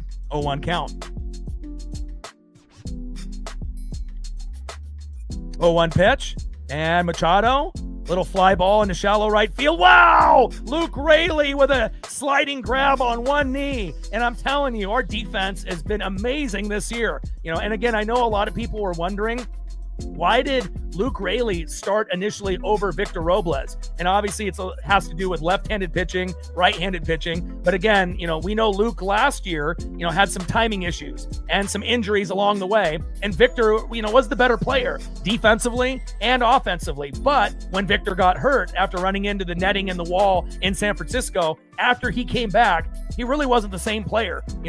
Defensively, he could still get the job done and made some gems that we remember, coming out of the screen and into the screen, and made some plays in the late regular season and the playoffs. But as far as hitter, in the box, not as reliable as we would like. But Luke Raley definitely has been a good story for the Mariners this year, and he stepped up defensively, even though him and Randy are, suspect at times, obviously in left field and right field, but a great sliding grab there by Luke Raley, and we leave one stranded, and now Emerson Hancock's got a one-hitter. We'll take that, and we got a 4-0 lead. Let's go to the top of the fifth and see who's up next here for Seattle. And I just love seeing guys improve, especially when a lot of the fan base may not have a whole lot of faith in certain guys. And just to see guys take that next, step. Edward Bizardo used to be one of the worst closers or bullpen guys with Taylor Saucedo, and he ended up being the best guy in the pen with Matt Brash last year. We're seeing Emerson Hancock take a big leap in his game, Cole Young taking a big leap in his game, and Luke Raley taking a big leap in his game as well, and I love it. And you need that if you want to be a playoff team. Next up, 0 for 2 with a K. He hasn't been doing the leg kick. Damn it, Josh. You need to use the leg kick. You do the leg kick, you hit a home run or you get a single. Let's go Nails, Josh Naylor. Batting second, left fielder Randy Arozarena, who's been doing a little bit better offensively and defensively as of late. And batting third in the 6 hole after making that sliding grab off one knee in right field, Luke Raley. And remember, a lot of times, if you end up making a great defensive play in the previous inning and you're one of the first 3 batters in the next inning, sometimes that Uncle Mo and that momentum and that juice still is in their veins, and sometimes they end up making big plays, and we'll see if we can get one out of Luke Raley. We got a pitching change here. Marinaccio coming in. So we ended up retiring their pitcher. First pitch is fouled off by Josh Naylor. 0-1 count. 0-1 pitch, takes a strike looking high and inside. Four-seam fastball, 93 miles an hour there by Marinaccio. No balls and 2 strikes to Josh Naylor.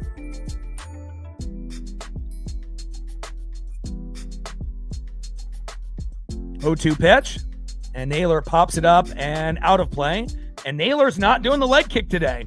And again, he was able to get a 2-run jack and a 3-run bomb against the Astros, helping us win that last game and that sweep, aka mop, as Rick Riz calls it, when you beat a team 4 times in a row. But he hasn't been doing the leg kick here today. He did it yesterday and he got a hit. 0-2 pitch, little bit of a leg lift there, but not the full extension. Big swing and a miss, and down goes Naylor, and that is 1 away. Give me the leg kick on every fucking at-bat, Naylor. I mean, unless you want to be one of the bottom 2 hitters in baseball like you were until you started using that leg kick. The leg kick works. Next up, 1 for 1 with 2 runs and a base on ball, left fielder Randy Arozarena. And Randy right now is the 3rd best hitter. So we got Luke Raley is number 1 with a 304 batting average, the first guy over 300, which is awesome. Donnie's at 294 and Randy's at 297. Let's go. Now we're just waiting for Cal and Julio and the rest of the guys to catch up. First pitch is low and away. Cutter, 86 miles an hour, 1-0 count. Top of the fifth inning, 4-0 Mariners. We're in very good, firm control of this game. Emerson Hancock pitching a one-hitter. We've obviously got some big doubles from Canzone and obviously Donovan. Mariners challenge here. And call confirmed. Ends up still being the strike there. 1 ball and 1 strike to Randy Arozarena. But we've held the Padres to a one-hitter so far, which is fantastic. But the real question is if we can hang on to this game and not have a meltdown after Hancock, which I assume we can win this game. You know, what are we going to get out of La Piedra, Luis Castillo tomorrow? We need a good effort out of him.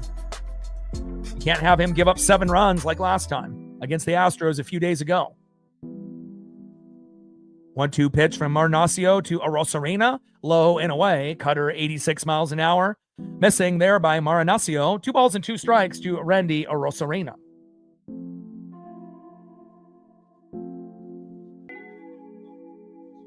Come on, Randy. 2-2 pitch. Hard hit ball towards first base and another base knock. Randy, you the man. Man, I mean, again, what happens to Randy when he actually hustles? You know, when he makes plays hustling for ground balls in left field, when he actually throws lasers into the infield, and when he actually hustles the first base, good things happen. Like, I feel like he has this, like, untapped potential. You know, he's already made an all-star, game, and he obviously was a great player with the Tampa Bay Rays. But sometimes, it feels like he's dreaming out there. He's daydreaming. He's just kind of going through the motions. But when he actually applies himself and hustles and tries hard on every play, these are the type of results that we get out of Randy Arozarena. Throw to first, and Randy is safe. Can't have Randy falling asleep at first after getting that big base knock. And he's got a nice thing going here with Luke Raley and the 5 and the 6 hole. They've been really feeding off each other.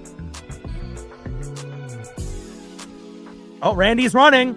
Randy's running. Yes, wild pitch. There we go. And Randy gets into second base. Let's go. Randy started running, and obviously the pitcher and catcher got a little nervous there, and he couldn't even cradle the baseball as he saw Randy going. And Capusano obviously had no throw there to second. Randy is safe. Here we go. First pitch was outside to Luke Raley with that changeup. That ended up going back to the backstop. 1-0 count. Marnacio on the mound. Luke Raley in the box. Let's go, Luke. 1-0 pitch. Hard hit ball. Laser into right field, but foul. Goes back about 20 rows. Gotta take your head off there. Got to make sure you're got your head on a swivel in the crowd out there. Cutter 85 miles an hour there by Marnacio. 1 ball and 1 strike to Luke Raley.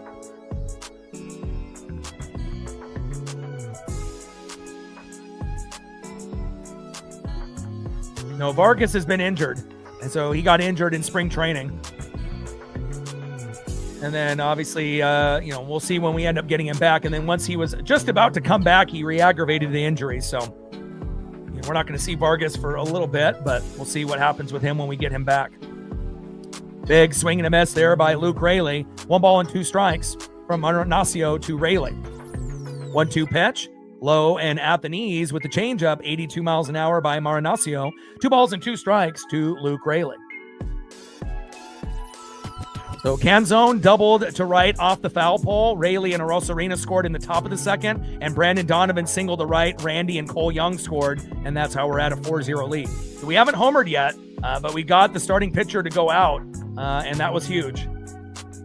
Randy Vasquez actually had a 1-0 record with an ERA of 1.02 coming into the game, but we treated him as if he had an ERA of 5 or above, and that's exactly what we needed after yesterday's poor performance. 3-2 pitch. Raley, deep right field. Back. See ya! Luke Raley with a nuke. 6-0 Mariners. Let's go!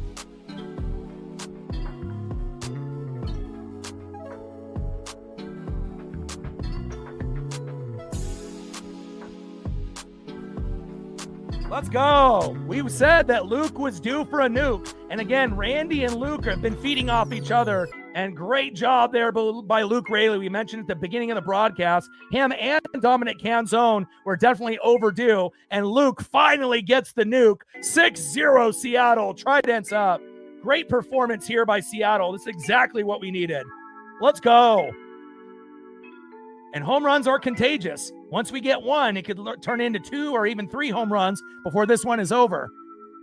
Canzone, shallow center field. Jackson Merrill is there, and that is 2 away.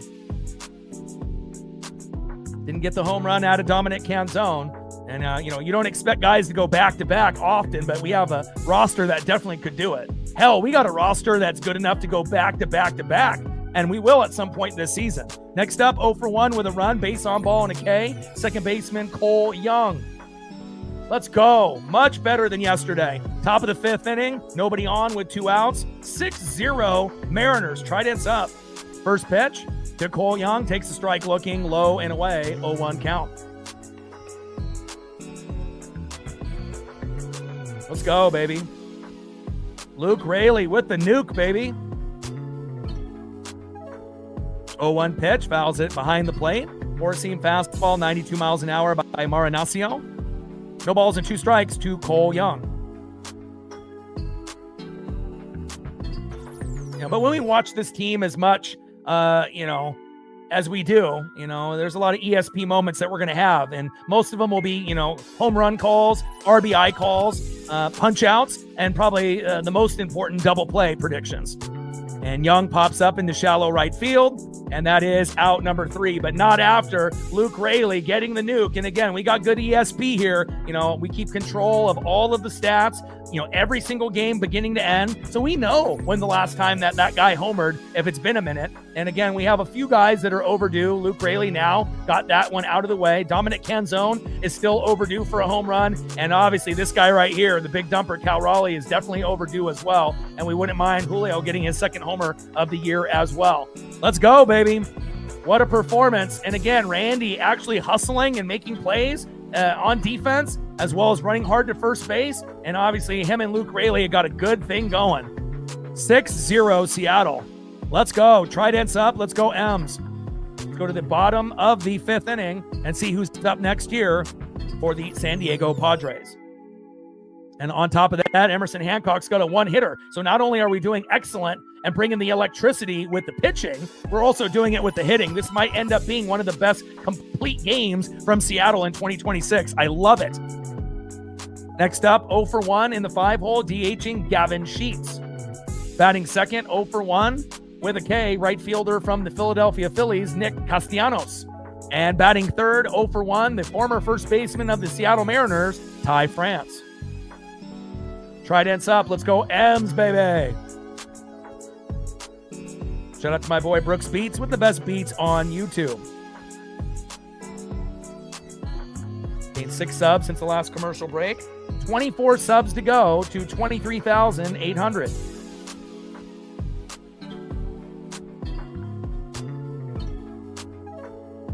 And we're at 15 on the Dono train, 85 to go.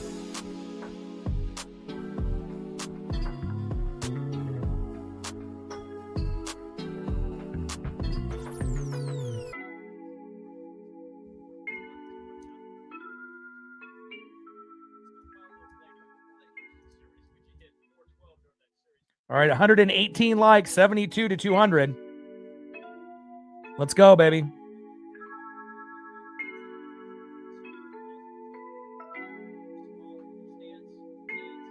Or 82 to 200.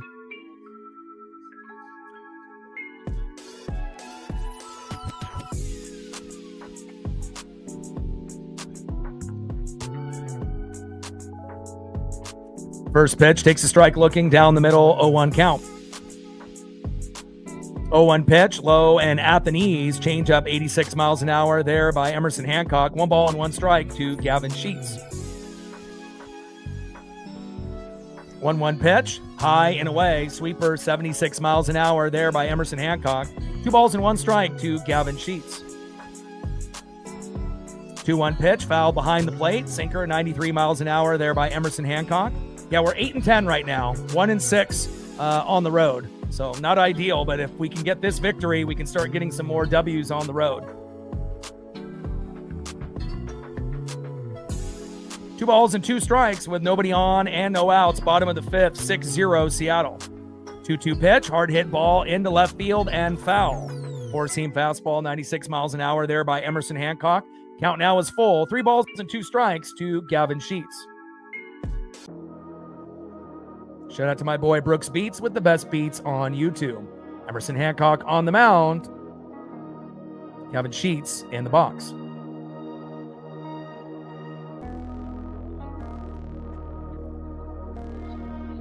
Two-two pitch, low and at the knees. Count now is full. 3 balls and 2 strikes to Gavin Sheets.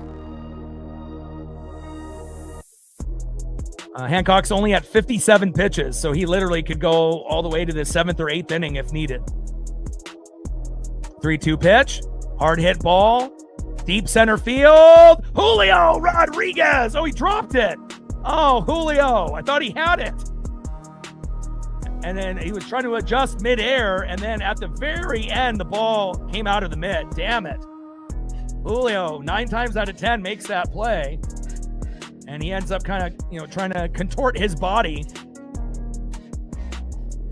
I thought he was going to get that. And just mistimes it at the very end there. Gavin Sheets with a lucky hit on Julio out there, and he's pissed. You can tell. Next up is Nick Castellanos. I mean, you want to make sure that you're doing your job, especially if the pitcher, like Hancock, had a one-hitter at that point. You want to go above and beyond, and again, you got a 6-0 lead, but a big reason why we have a 6-0 lead is because of Emerson Hancock, obviously doing his thing on that side. And obviously the bats have come alive for Canzone, Brandon Donovan, and Luke Raley, and that helps as well.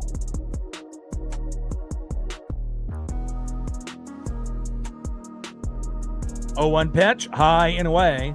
4-seam fastball, 94 miles an hour there by Emerson Hancock. 1 ball and 1 strike to Nick Castellanos. Trident's up, let's go M's.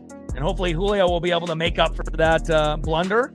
It really wasn't, fully his fault. I mean, if he just would have ended up straightening out his body, he would have made that play. But obviously when you're on the run on a deep fly ball, sometimes you have to contort your body in weird ways. And sometimes you're going to end up making that miraculous catch or rob a home run. And other times you're going to miss it.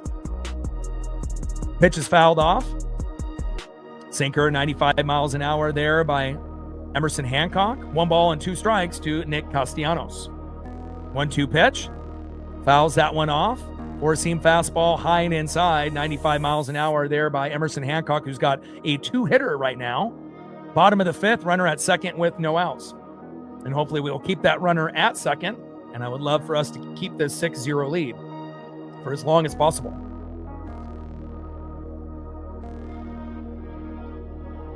1-2 pitch. And fouls it behind the plate. 1 ball and 2 strikes to Nick Castellanos.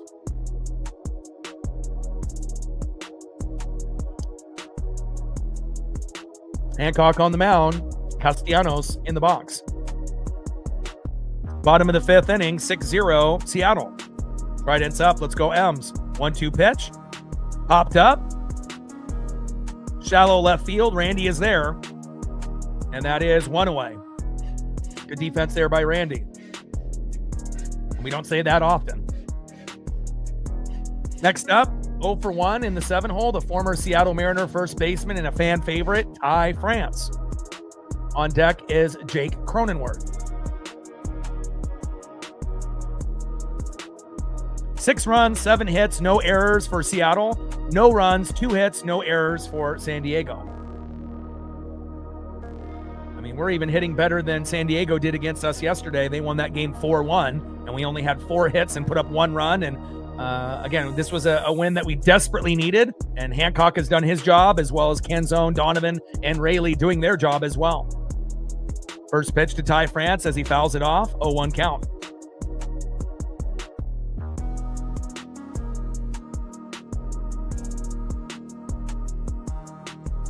Oh, 1 pitch, fouls that one off himself, and he goes down to a knee. Hopefully he's okay.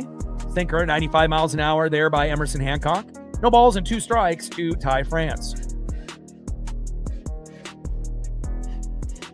And if we can get a good outing out of Luis Castillo tomorrow and put up 5 runs, 7 to 10 hits, we should be able to compete for the series win as long as we hold on in these last 3-4 innings with this 6-0 lead.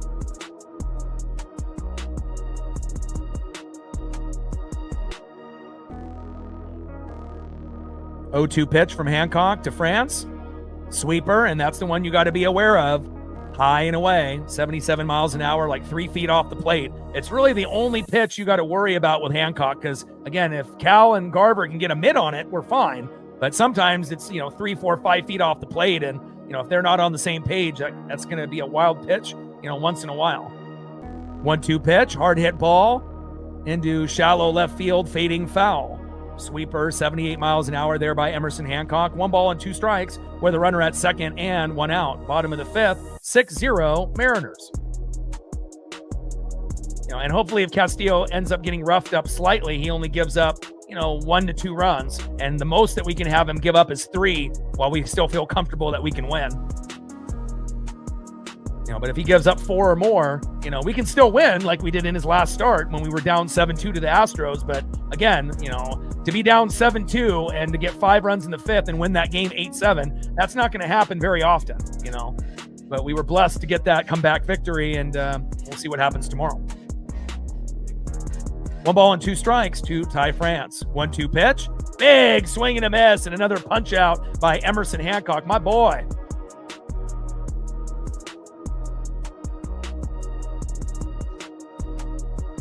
Let's go.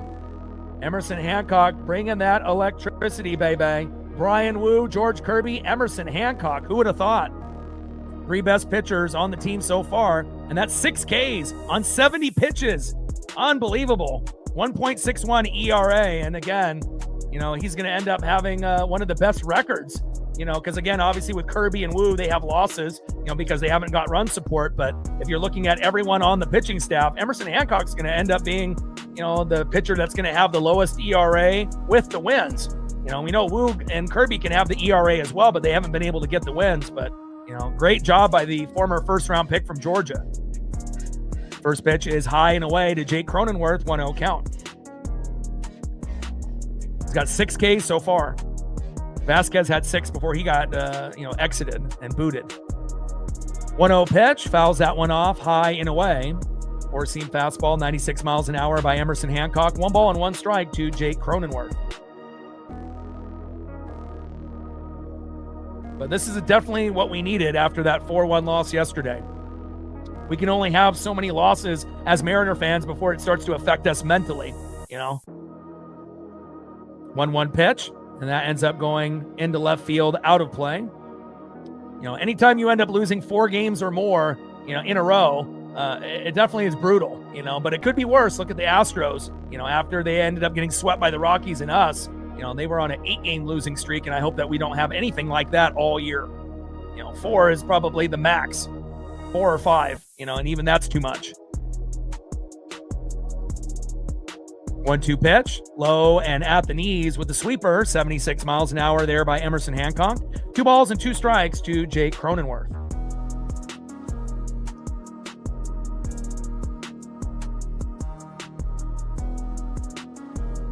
2-2 pitch, high and away. Count now is full. 3 balls and 2 strikes to Jake Cronenworth. So Emerson Hancock's 2-1 with a 2.04 ERA coming into the game, and if he wins this, he'll be 3-1. So he'll actually have the best record out of any Mariner pitcher, but he's been able to get the most run support. If Kirby and Wu got run support, it would be pretty similar. 3-2 pitch, and that ends up being a walk.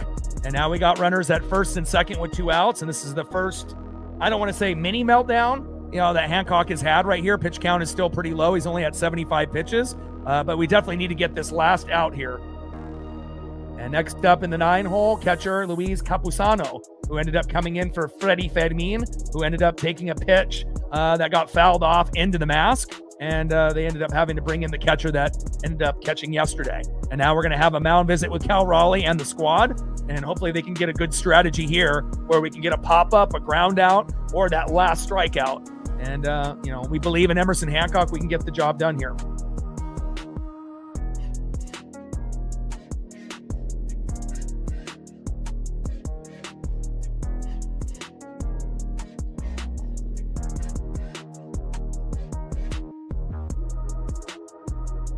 Trident's up. Let's go, M's. I believe in M. He can get us out of this jam right here. You can just kind of feel it. He's got the aura. He's got the confidence. You know, he's got that same aura as like Wu and Kirby. Hard hit ball on the first pitch, deep left field, but Randy is there, and that is out number 3. Great job by the defense, and Cal always knows, you know, when to have that mound visit with that pitcher. Same thing with Garver, you know, just to kind of settle those guys down for a moment.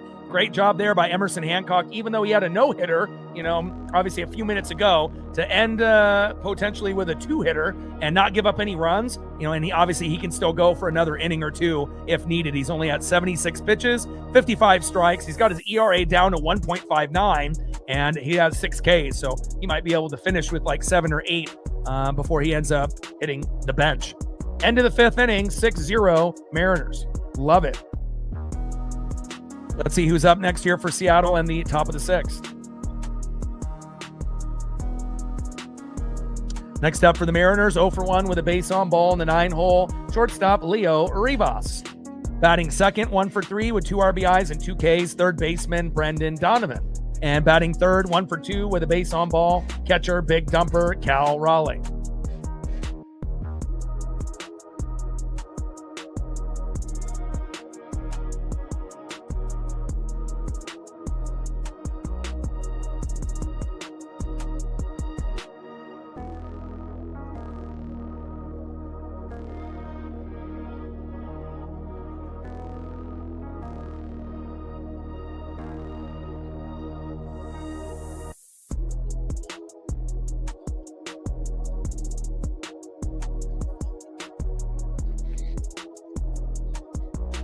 End of the 5th inning, 6-0 Mariners. Gained another sub since the last commercial break. 23 subs to go to 23,800. Happy Jackie Robinson Day. We'll remember this one.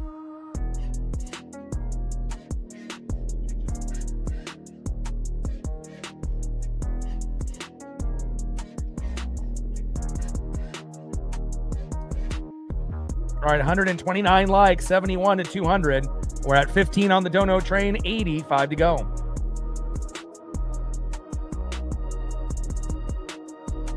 First pitch from Marinaccio to Leo Rivas, fouls that one off. 4-seam fastball, 92 miles an hour to Leo Rivas, 0-1 count.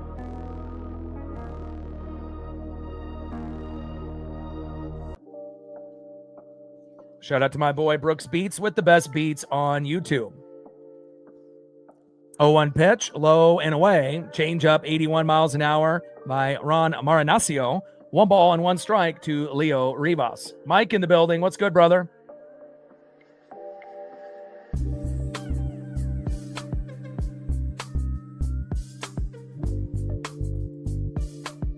One pitch, low and away. Cutter missing. 85 miles an hour there by Marinaccio. 2 balls and 1 strike to Leo Rivas. Ron Marinaccio on the mound, Leo Rivas in the box. 2-1 pitch, little slow dribbler up the middle, and that one gets through. We've had incredible luck with slow dribblers up the middle. The second baseman and the shortstops that have obviously played here for San Diego have not been able to get a handle on any of those balls in the infield, and we've been able to take advantage tremendously. And that's Xander Bogaerts at short that hasn't been able to get anything on us. As well as Jake Cronenworth at second. They have not been able to get a hold of any of our ground balls, thankfully. Next up is Brendan Donovan.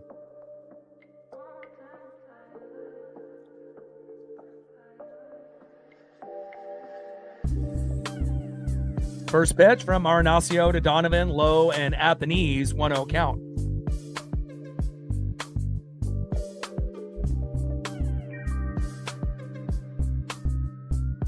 Shout out to my boy Brooks Beats with the best beats on YouTube. 1-0 pitch, takes the strike looking low and away. That was outside of the strike zone. If they challenge that, that would be a ball, and it would be a 2-0 count, but no challenge here. 1 ball and 1 strike to Brendan Donovan. Come on, Donnie. Yeah, I think they have us confused with the Astros. You know, that's what happens when you end up beating their team 6-0 or they're losing on their parlay. 1-1 pitch, low and at the knees, cutter 85 miles an hour. 2 balls and 1 strike to Brendan Donovan. 2-1 pitch, high and away. And that would have been ball 4 if Donnie would have challenged pitch number 2. But, we still are confident that he'll be able to get walked or get a base hit here. 3 balls and 1 strike from Ron Marinaccio to Brendan Donovan. Come on, Donnie. 3-1 pitch. And little slow dribbler on a hit and run. Rivas took off, but that ends up going towards first base and foul. Count now is full. 3 balls and 2 strikes to Brendan Donovan. Captain says we're at 135. We got 264 in the room. We can get 65 people out of 264. We'll be at 200, and then we'll be smooth sailing from that point moving forward. Let's take the walk, Donnie. You're so patient, like Ichiro in the box. 3-2 pitch. There you go. And again, when you have guys like Julio leading off, or J.P. Crawford or Victor Robles, they don't have as much patience. J.P. did, when he was the leadoff hitter, but then he started to get kind of, cold as far as swings, and again, when you get a guy that can get singles, doubles, triples, home runs, and has patience in the box, it's the ultimate, triple threat. And Brendan Donovan has been the best leadoff hitter since Ichiro Suzuki, and I love it. Nice job, Donnie. Taking the walk to first. We got runners at first and second with no outs. Next up is the big dumper, Cal Raleigh. Let's go, Cal. First pitch to Cal Raleigh. Takes a strike looking high and away. Cutter 85 miles an hour by Ron Marinaccio. 0-1 count. Let's go, big dumper. On deck is Julio Rodriguez. And it would be nice if we could get a game where Cal and Julio both, end up producing. 0-1 pitch. Fouls that one off the catcher. Four-seam fastball, 93 miles an hour by Ron Marinaccio. No balls and 2 strikes to the big dumper, Cal Raleigh. Come on, Cal. Trident's up. Let's go, M's. And you got Peralta in the pen, the lefty warming up for the Padres. But you couldn't have scripted a better game, for Seattle after losing 4-1 and only getting 4 hits yesterday. 0-2 pitch. Low and at the knees. 1 ball and 2 strikes to the big dumper, Cal Raleigh. We don't have any home runs yet, but Canzone, Donovan, and Raley doing their thing, bringing home, 2 runs each time. And the pitching, Emerson Hancock, just, amazing, man. 1-2 pitch. Big swing and a miss, and down goes the big dumper. And that is 1 away. Next up in the 3-hole, it's center fielder Julio Rodriguez. On deck, Josh Naylor. And, who knows? Maybe Emerson Hancock, will be like what Brian Wu was when we first brought him up, where he started off as the 5 in the rotation and kind of worked his way up. And even though he's the 3 this year, I think everyone, for the most part, thought that even though he got hurt at the end of the year, he was the best pitcher last year. And Brian Wu should have opened, as far as the season opener against the Guardians as the 1, even though they have Gilbert as the 1, Kirby as the 2 and Wu as the 3. But if you're really looking at skill set, it should be Wu 1, Kirby 2, Gilbert 3, and then, obviously Emerson Hancock filling in for Bryce Miller 4, and then obviously Castillo 5. But, it is what it is. But if Wu ends up having a good year again this year, good chance that he'll be the opening day starter next year.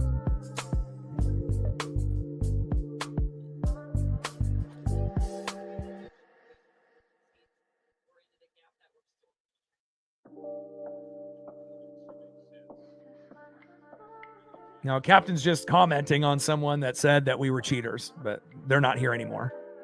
First pitch to Julio Rodriguez, high and away. Cutter, 86 miles an hour, 1-0 count.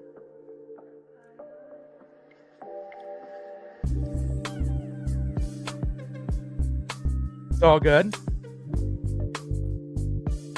1-0 pitch. Takes a strike looking high and inside. 1 ball and 1 strike to Julio Rodriguez. Captain says we're at 140, 60 more to go to get to 200. Top of the 6th inning, 6-0 Mariners. Trident's up.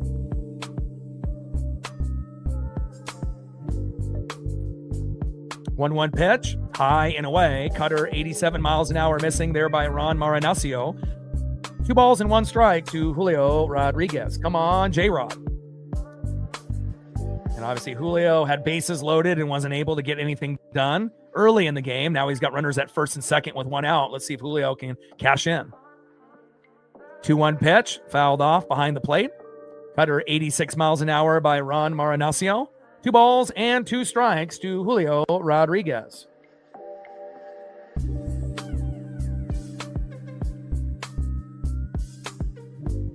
I mean, I'll go over the sub count and I'll go over the likes, but, the more the merrier between TJ and Captain.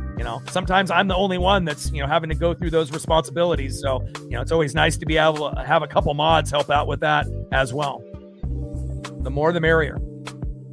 Julio fouls that one off into right field. 4-seam fastball, 94 miles an hour. 2 balls and 2 strikes with runners at first and second and 1 out. Top of the 6th inning, 6-0 Mariners. And this has been one of the best complete games that we've had. If you remember, we had an 8-0 victory against the Guardians with Hancock in his first start, and a very similar outing in this game as well. That could potentially finish 8-0 or maybe even higher, depending on how things go in the box these next 3 innings. Pitch fouled off again. Right down the middle, cutter 85 miles an hour. Count is full. 3 balls and 2 strikes to Julio Rodriguez. 3-2 pitch. And Julio fouls that one off behind the plate. 4-seam fastball, 93 miles an hour there by Ron Marinaccio. Count is full. 3 balls and 2 strikes with runners at first and second and 1 out. And I don't think anyone, had Emerson Hancock being the best pitcher on the Mariners on their bingo card going into the year, but I am pleasantly surprised, to say the least. And good for him. 3-2 pitch. And Julio gets a little bit of a piece there. All right, this will be pitch number 9. And let's see if Julio can find a way to draw a walk or to get a base knock here. Yeah, the American League is very close, with everyone record-wise, all within a few games. And obviously there's no dominating team in the AL West, which is good for us. And, we could still bounce back with a slow start and still win the AL West or get the wild card. It kind of feels like the Rangers and Mariners might be the 2 best teams, in the AL West this year. But again, injuries can, do a lot between now and the end of the season. So Julio calls time. Top of the 6th inning, 6-0 Mariners. Runners at first and second with 1 out. And let's see if Julio can draw the walk. 3-2 pitch. Julio crushes it into left field. Machado back to the second base and first, and a big double play. And Julio unable to be able to get a base knock with runners at first and second, which is unfortunate. And again, Julio with bases loaded and runners at first and second, sometimes will come up big with a home run or RBI, but at times, he will end up striking out or, lining out, and an unfortunate double play there for Seattle. I hear Paisley at the door. I'm going to go get her a snack.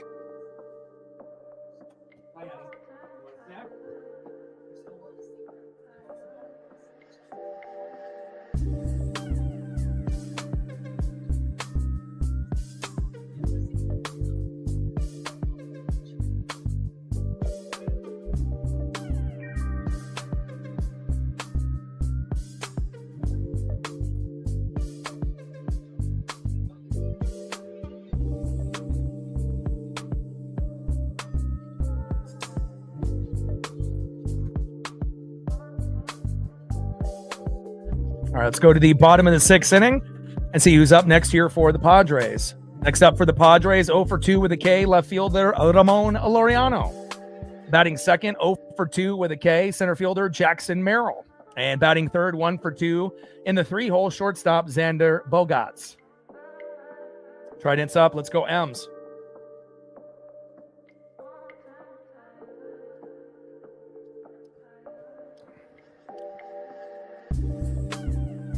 Gained 2 more subs since the last commercial break. 21 subs to go to 23,800. And we've gained 350 plus subs since the beginning of the season. And we're definitely making some nice ground. Appreciate you.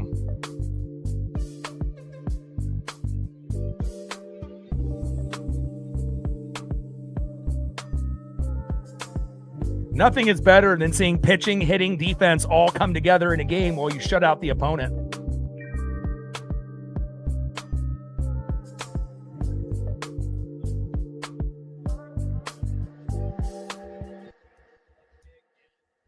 All right, 147 likes, 53 to 200.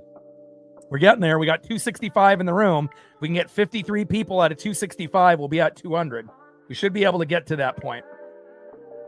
I appreciate you.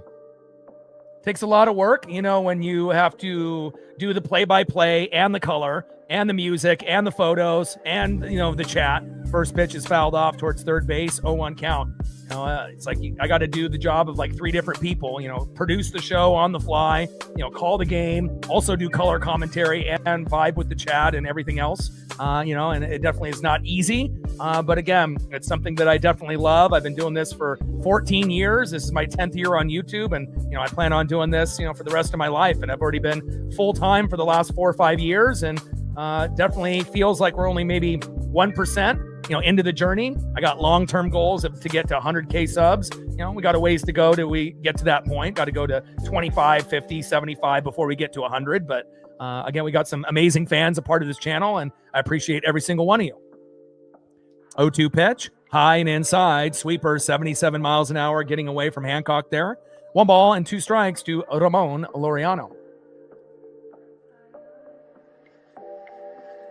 But I think we definitely have a very unique, broadcast here for baseball, especially if you're not a hardcore baseball fan. Again, we try to make baseball fun and give you something that you're not going to get on any other channel on YouTube. And I think that we've accomplished that.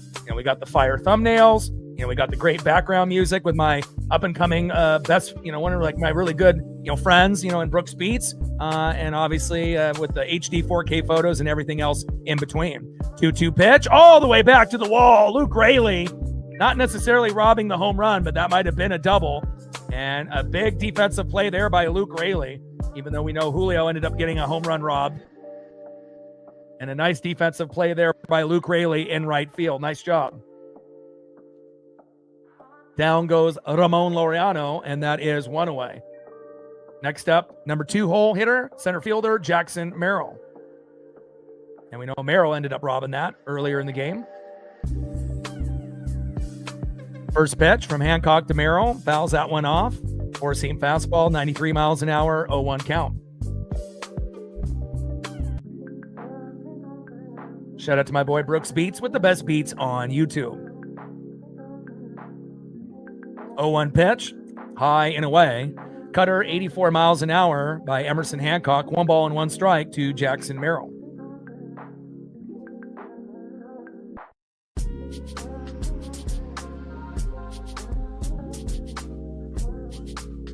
One pitch, high and away. Sweeper, 77 miles an hour, missing by Emerson Hancock. 2 balls and 1 strike to Jackson Merrill. And obviously, we wouldn't have been able to see this version of Emerson if, Bryce Miller didn't get hurt. So sometimes it's a blessing, where certain guys end up getting, injured and other guys step up. Line drive that ends up going out to Luke Raley, and a nice base knock there by the center fielder stud, Jackson Merrill.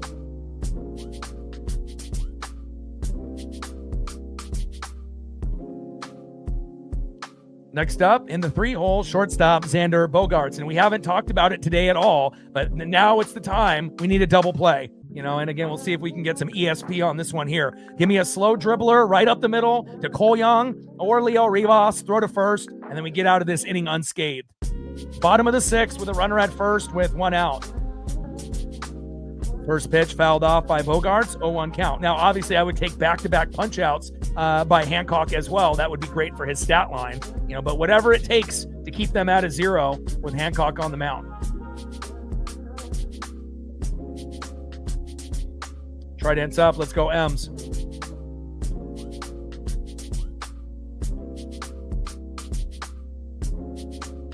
Oh, 1 pitch. Whoa, hard hit ball, deep left field, and that is gone. That's not the double play that I wanted, but Xander Bogaerts homers off Emerson Hancock with Jackson Merrill on board, 381 feet with a no-doubter, and just like that, our 6-0 lead disappears, and now we're up by 4, and it's 6-2. Damn it. That's the one thing that I didn't want to happen, is I didn't want him to give up a home run. And, this Padre team is 11-6 for a reason. And, again, on Jackie Robinson Day, they channel in their inner Jackie. And Xander Bogaerts homers to left center, 381 feet with Jackson Merrill on board. We're still in control of the game, but obviously now that 6-0 lead is erased. Next up is Manny Machado. Got to find a way to get out of this inning without giving up any more runs. And he's at 88 pitches right now. So I'm not sure if he's going to complete this inning or not. First pitch to Machado, and he fouls that one off. Four-seam fastball, 94 miles an hour, 0-1 count. All right, we got Jose Ferrer and Bizzardo warming up in the pen, and I like both of those guys. I feel like Bizzardo, Brash, and Ferrer have been the three most trustworthy guys in the pen. And obviously, Andres Munoz, our closer, has been very hit or miss. But most of the time, we can trust him. Pitches high and away. 1 strike to Manny Machado. 1-1 pitch, low and at the knees. Sweeper, 76 miles an hour, missing by Emerson Hancock. 2 strike to Manny Machado. Man, I was really hoping for that double play or 2 punch-outs, but, when you're playing a really good team, it's hard to, keep them at a 0, especially a team like the Padres. They may not be the Dodgers, in the National League, but, they're pretty close, as far as like the teams that are underneath the Dodgers in the National League. The Padres are typically, one of those teams that is right underneath, the Los Angeles Dodgers based off talent and production. We got a mound visit here by Cal Raleigh, just trying to get Emerson Hancock on the same page. No more home runs will be given up, and hopefully we can just find a way for him to complete this 6th inning. He's at 90 pitches.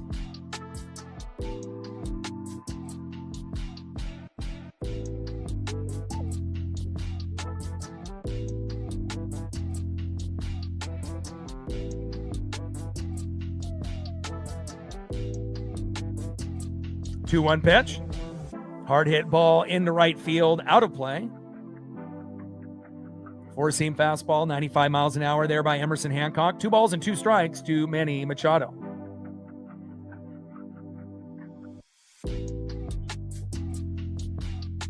Come on, M. Finish strong. 2-2 pitch, low and away. Cutter, 87 miles an hour, just missing there. Count now is full. 3 strikes to Manny Machado. Come on, M. I believe in you. 3-2 pitch. Little dribbler. Here we go. Rivas. Throw to first. Got him. 2 away. And then if we can just get a little cheap pop-up on like the first pitch, or a ground ball on the first or second pitch. He's at 93 right now. And they typically don't, have you go to 100. We haven't seen, I think, any Mariner pitcher hit 100 yet this year. Usually once you get to like 90, they usually pull a guy most of the time. But, obviously Hancock has, played very well today. Only has a 4-hitter. And again, he's probably been the best pitcher on the staff. I mean, if you're looking at win-loss record as well as ERA, we know that Kirby and Wu got the stuff, but they haven't been able to get the run support. First pitch takes a strike, looking low and away. Cutter, 86 miles an hour, 0-1 count. Nice start here for Emerson Hancock.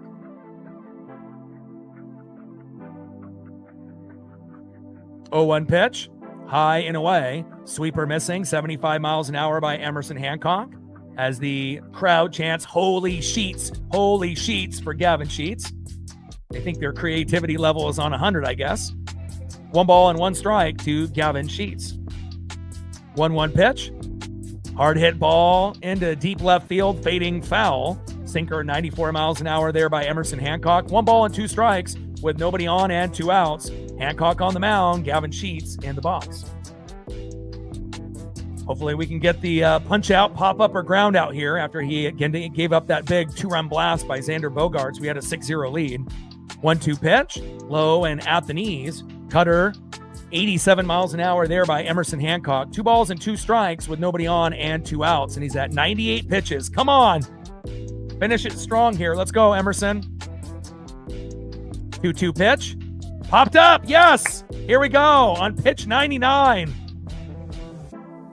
And Donovan is there. Almost runs into Randy, but Donovan comes up with the catch. Randy, get the hell out of the way.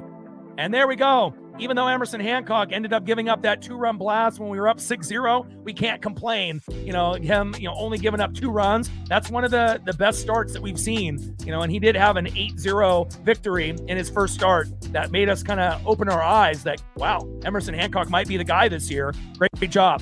Top of the 7th inning, 6-2 Seattle. Let's see if we can make up for those 2 runs that Bogaerts just put up for San Diego, and let's see if we can get them right back.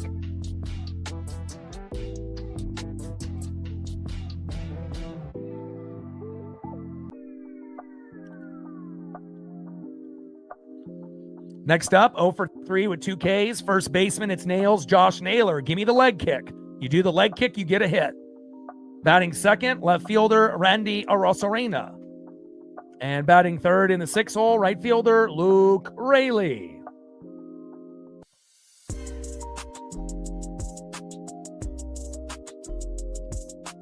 Shout out to my boy Brooks Beats with the best beats on YouTube. Gained 3 more subs since the last commercial break. Appreciate you.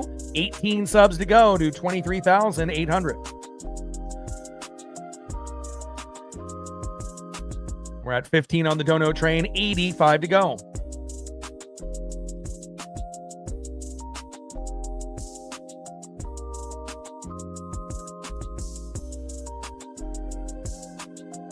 $156 likes, 44 to 200 with 268 in the room.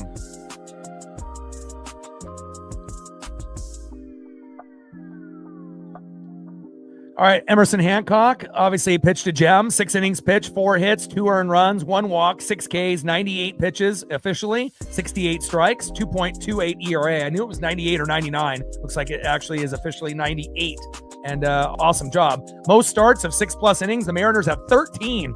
Number 1 in MLB. Number 2 is the Dodgers with 11. And number 3 is the Royals with 10. And that really shows the depth of our pitching staff this year.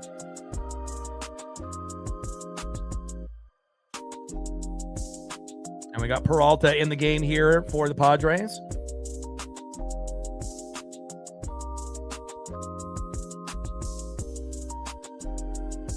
Wandy Peralta.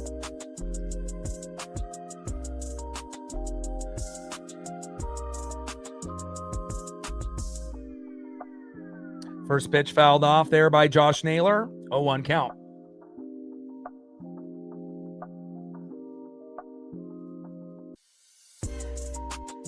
Oh-1 pitch. And fouls that one off into left field again. Sinker, 96 miles an hour by Wandy Peralta. No balls and 2 strikes to Josh Naylor. And I'm not seeing the leg kick out of Naylor in his at-bats here. You know, he ended up hitting a 3-run blast and a 2-run jack in the last game in the set against the Astros, and he ended up getting a base knock off the leg kick yesterday. But for whatever reason, Naylor has gone back to his old ways, and he's not doing the leg kick on every big swing, and he needs to.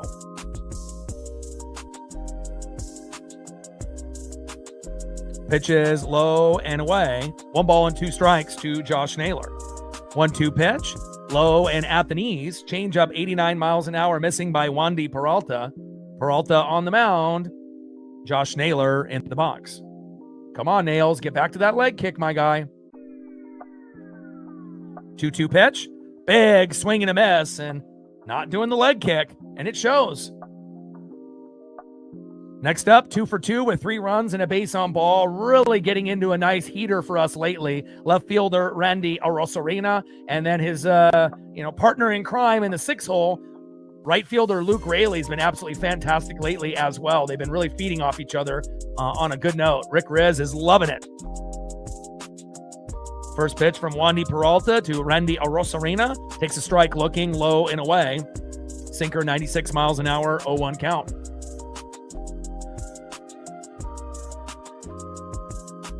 Oh, 1 pitch, low and away. Change up 88 miles an hour there by Wandy Peralta. 1 ball and 1 strike to Randy Arosarena.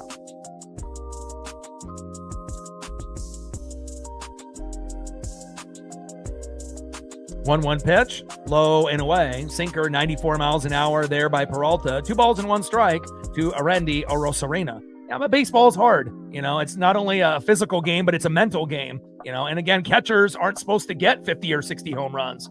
You know, prior to the record, most of the time they have a hard time even getting to, into the mid 30s as far as catchers. So, what we saw last year was definitely a special year that we may not see ever again, and if it does happen again, and someone ends up hitting 40 plus homers, you would think it would be Cal. And he still has plenty of time to turn the season around, even though with the slow start, a lot of the players in that WBC have been struggling. 3-2 pitch, a little dribbler up the middle, throw to first.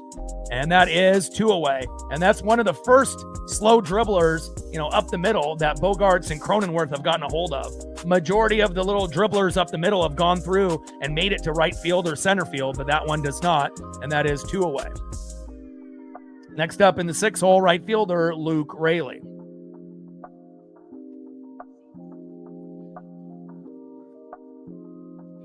I mean, it's a 162 game season, so you have to remember, long season. And that definitely takes a toll, on your body, physically and mentally. So first pitch takes a strike looking right down the middle, slider 90 miles an hour, 0-1 count. It's not like any of us could do any better. We can nitpick and bitch and moan and complain about certain guys not playing well, but, it's not like we could do any better. And Luke Raley with a nice bloop single into right. Nice job there by Luke Raley. He is really starting to heat up. Nice job, Luke. You end up hustling and you get rewarded. Way to bring the electricity, Luke Raley. And Luke Raley with the big 2-run blast.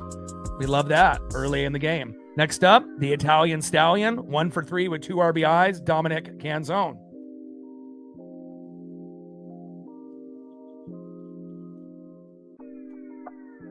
First pitch, low and at the knees, 1-0 count. Sinker 95 miles an hour by Wandy Peralta. I mean, look at Julio. Julio never plays well in the first half of the season, but more times than not, he ends up being the best center fielder in the game.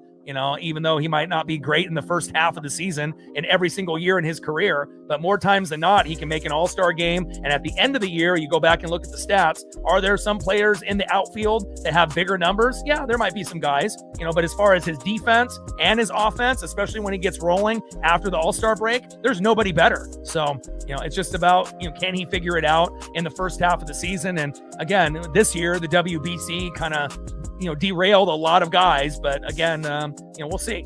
Even if he starts slow again, I have the utmost confidence that he'll be hot at the All-Star break and beyond. 2-0 pitch from Wandy Peralta to Dominic Canzone. Low and in the zone, 3-0 count. Top of the 7th inning with a runner at first and 2 outs. Mariners up 6-2 on San Diego. 3-0 pitch from Wandy Peralta. Takes a strike right down the middle. Sinker 95 miles an hour. 3 balls and 1 strike with a runner at first and 2 outs. Top of the 7th inning, 6-2 Mariners.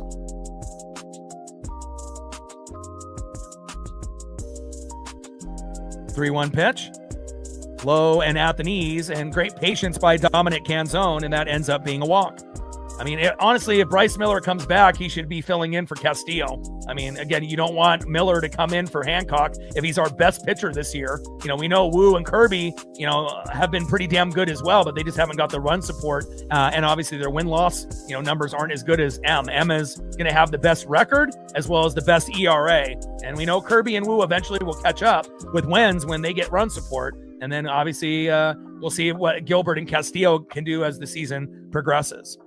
Next up is Cole Young. First pitch is high and away, sinker 95 miles an hour, 1-0 count. And I have a feeling, once Cade Anderson gets called up, just like Colt Emerson, they're going to be electric, and again, I don't think it's going to take that long for them to really get adjusted to the big leagues. Colt Emerson is going to be just like Cole Young, offense and defense, and Cade Anderson and Ryan Sloan for that matter. They definitely have something as far as a left-handed pitcher. We don't have one in the starting lineup, and Ryan Sloan has got the it factor too. So it's very exciting to see where this team is going to go. We got some young guns in the farm, but we also, have had some injuries to start off the year with a few guys, but, we're just starting to kind of find who we are here in 2026.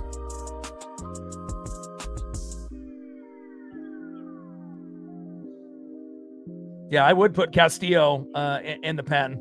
I would do the same thing. But, based off, who he is, and whatnot, I highly doubt that they would do that. But, or unless they start off Miller in the pen, that might be the smart thing to do. When Bryce Miller is healthy, start him in the pen first, see how he looks. And then, depending on how Castillo plays, then if Castillo's still sucking ass, then we can swap Miller for Castillo, and they can, flip-flop from one being a starter and one guy going to the pen. 1-1 pitch, fouled off behind the plate. 1 ball and 2 strikes to Cole Young.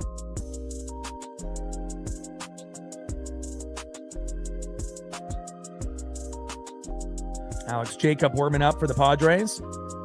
Let's go, Cole.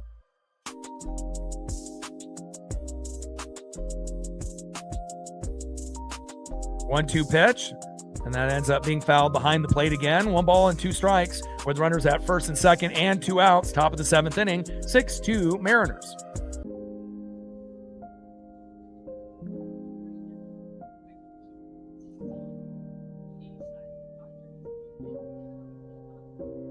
One-two pitch.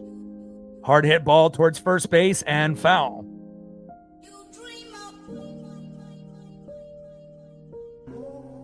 Yeah, but the problem is Castillo is one of the least likely guys to trust in the starting lineup, and he was good in 2022, to get us into the playoffs from the Reds. But if you actually look at the stats and the analytics, his numbers have been going down every single year since 2023. And, his last start, giving up 7 runs, we were lucky to come back and win that game 8-7. But he definitely is the pitcher that is the least trustworthy as far as the starters.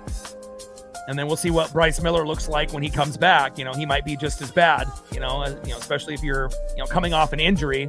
We saw, with Logan Gilbert and George Kirby last year, when they missed time, they weren't very good to start off. It took a while to kind of get them going. 1-2 pitch to Young, and he pops it up into shallow center right field. And Jackson Merrill is there, and that is out number 3. Let's go to the bottom of the 7th inning. Mariners in firm control with a 4-run lead. And let's see who the Mariners decide to bring in the bullpen. Next up, 0 for 2 with a K in the 6-hole, right fielder Nick Castellanos. And Edward Bizardo is coming in. Batting second in the 7-hole, former Seattle Mariner first baseman Ty France. And batting third in the 8-hole, second baseman Jake Cronenworth. Let's get the Edward Bizardo photo here queued up.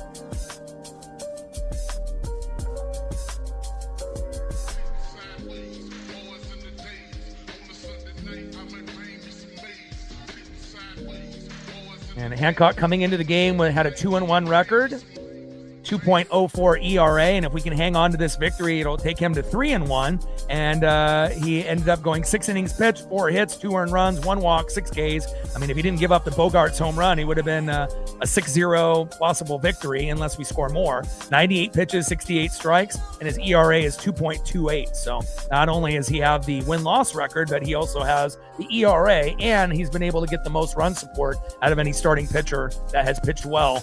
We know Wu and Kirby have been pretty good, but they haven't got, the run support that they needed. And there also has been a few shaky starts for Kirby and Wu as well. And then obviously Gilbert was terrible in his first 2, and then has been better in his last 2. And then Castillo started off hot, but has kind of fizzled out late.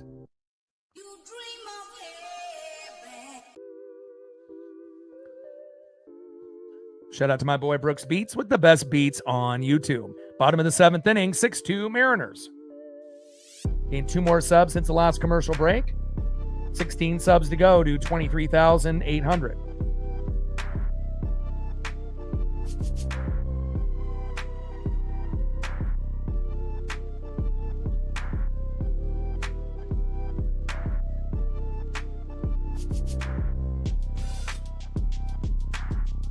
All right, we're at 163 likes. 37 to 200. We're almost there. 261 in the room. Let's go, baby.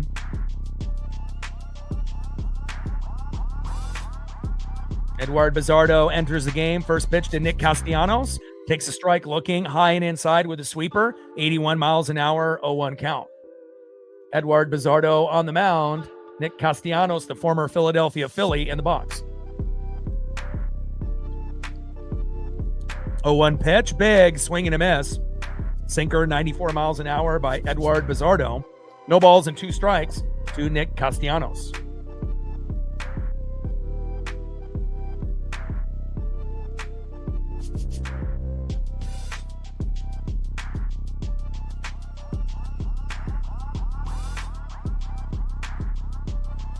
Oh-2 pitch. Little dribbler towards third base. Donnie is there. Throw to first. Got him. And that is 1 away. Great defense by our boy, Brandon Donovan, my boy, on Jackie Robinson Day. 1 away. Next up, the former Seattle Mariner first baseman and fan favorite, Ty France. Bottom of the 7th inning, 6-2 Mariners.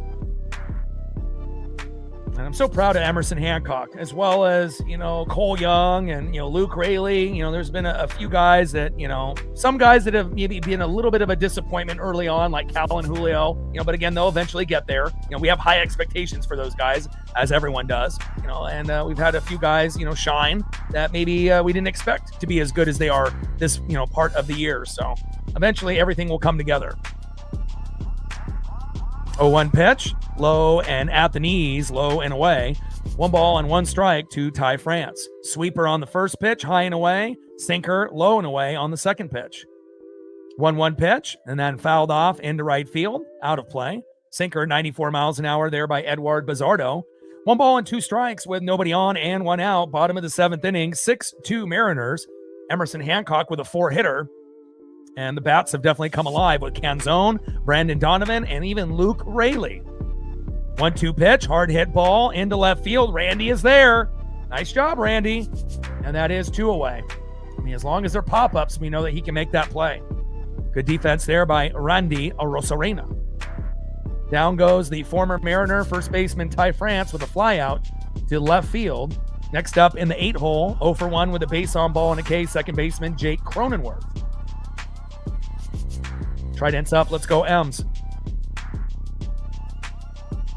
First pitch from Bizzardo to Cronenworth. Takes a strike looking high and away. Beautiful sinker there by Bizzardo, 94 miles an hour, 0-1 count.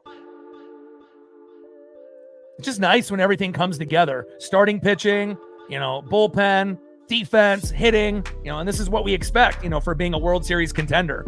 That was the expectation coming into this year.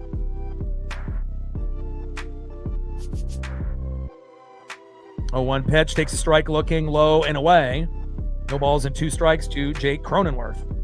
0-2 pitch, fouled off towards third base. Sinker, 93 miles an hour there by Bizzardo. No balls and 2 strikes to Jake Cronenworth.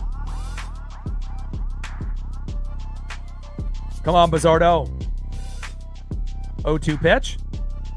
Little dribbler towards first base. Josh Naylor is there. Doesn't even need to toe tap or flip it to Bizzardo. Toe tap on the bag by Nails, and that is out number 3. Great defense there by the Mariners, and a great job there by Edward Bizzardo, doing exactly what Emerson Hancock did and was being dominant as soon as he came in. End of the 7th inning. Let's go to the top of the 8th, and let's see if we can score another run or 2 before this game is over. I think if we have a goal to try to get to 8 before this game is over, 1 run in the 8th, 1 run in the 9th, or potentially 2 runs in the 8th or in the 9th would be fantastic to kind of make up for that 2-run blast by Xander Bogaerts. Let's see who's up next here in the top of the 8th for the Seattle Mariners. Next up for the Mariners, 1 for 2 with a base on ball, shortstop Leo Rivas. Got a new photo there, and I love it. Trident's up.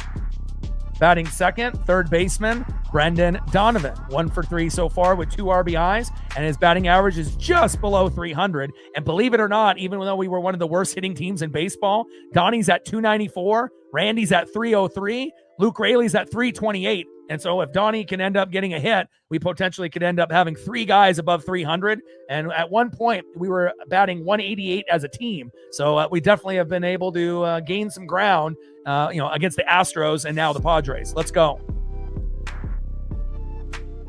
And batting third, 1 for 3. Catcher, big dumper, Cal Raleigh. And obviously Cal only batting 153, Julio 194, Naylor 127. So, for those guys that are so important to the success of the team, they'll get there. And obviously if Cal, Julio, and Naylor had more consistency, maybe we have an above 500 record. Maybe we would be 10-8 right now or even better than that. But again, slow starts happen, but we've had some really good fast starts for some of the other guys. And again, it'll all even out eventually. Top of the 8th inning, 6-2 Mariners. Trident's up.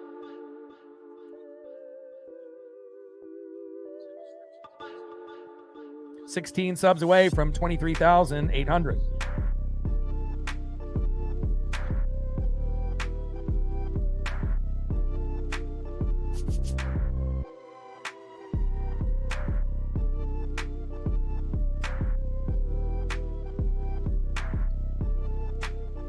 Jacob comes in here for the Padres. First pitch is high and away to Leo Rivas, four-seam fastball, 83 miles an hour, 1-0 count.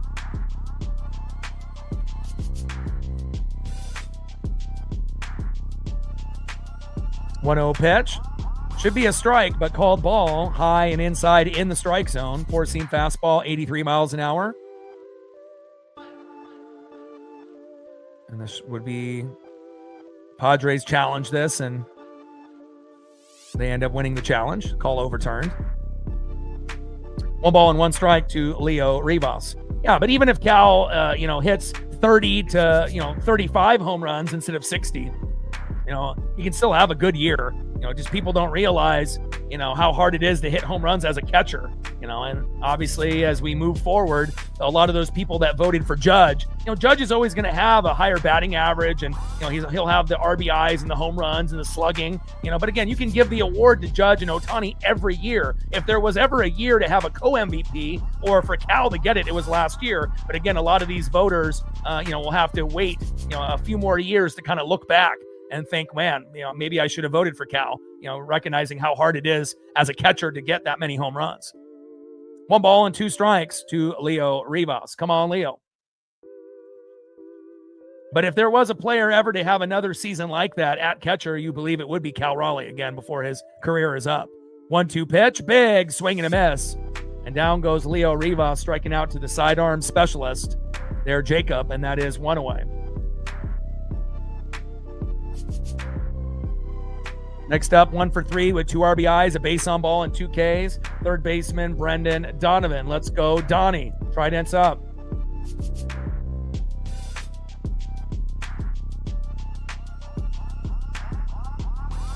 Oh, Cal ain't going anywhere. Cal and Julio will be on this team most likely for their career. First pitch to Donnie, takes a strike, looking high and away, 0-1 count.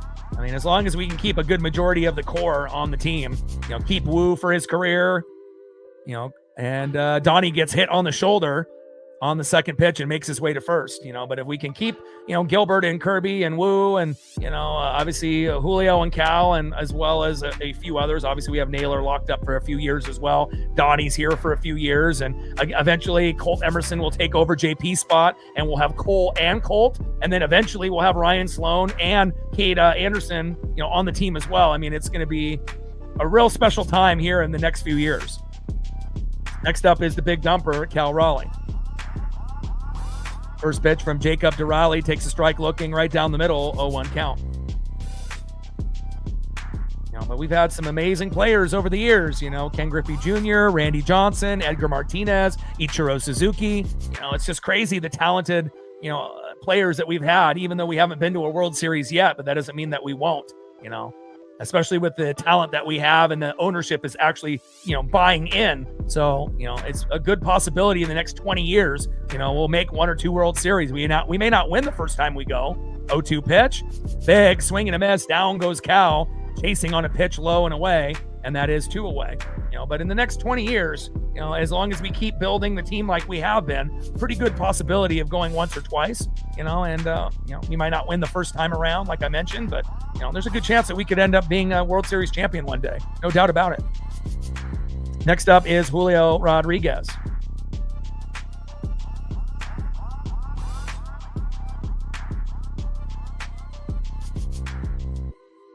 First pitch, takes a strike, looking with the four-seam fastball, high and away, 83 miles an hour there by Jacob, 0-1 count.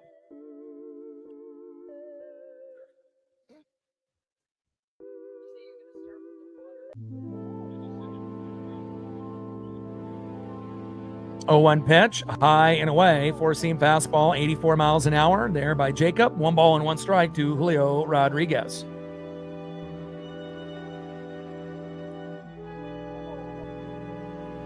Awesome, Michelle.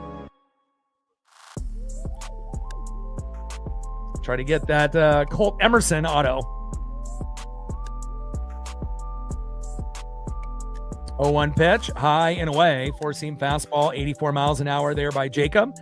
1-1 strike to Julio Rodriguez, and he's had runners on in multiple at-bats, bases loaded, as well as runners at first and second, and wasn't able to cash in. And now he's got another opportunity with a runner at first with 2 outs. Come on, Julio. Big swing and a miss on pitch number 3, high and away. Four-seam fastball, 84 miles an hour by Jacob. Throw to first.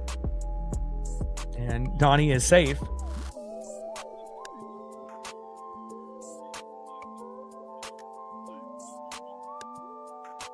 Shout out to my boy Brooks Beats with the best beats on YouTube. Top of the 8th, 6-2 Seattle. 1-2 pitch, low and away. Change up 72 miles an hour, missing by Jacob. 2 balls and 2 strikes to Julio Rodriguez.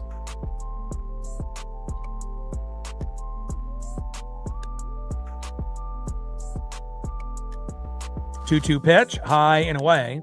Four-seam fastball, 85 miles an hour there by Jacob. Count is full. 3 balls and 2 strikes with a runner at first and 2 outs.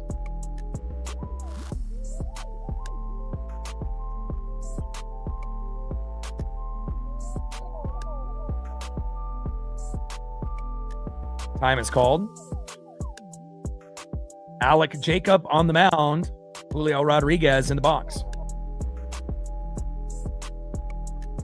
Come on, Julio. You got to be able to cash in with runners on board at least once, and if not, take the walk. 3-2 pitch. And low and away. And, you know, again, it might not be that big home run or that big RBI, but at least he gets on base. Nice job, Julio. All right, next up, in the top of the 8th with 2 outs, runners at first and second, first baseman Josh Naylor. Please, for the love of God, give me a leg kick. He hasn't done it really in this game, and again, he's 0 for 4. So, I mean, there definitely is a correlation. You do the leg kick, you get a home run or a single. You don't do the leg kick, you go 0 for 4 with 3 Ks. So let's see if Naylor finally, well, you know, if he wants to not go 0 for 5, let's see what he can do here.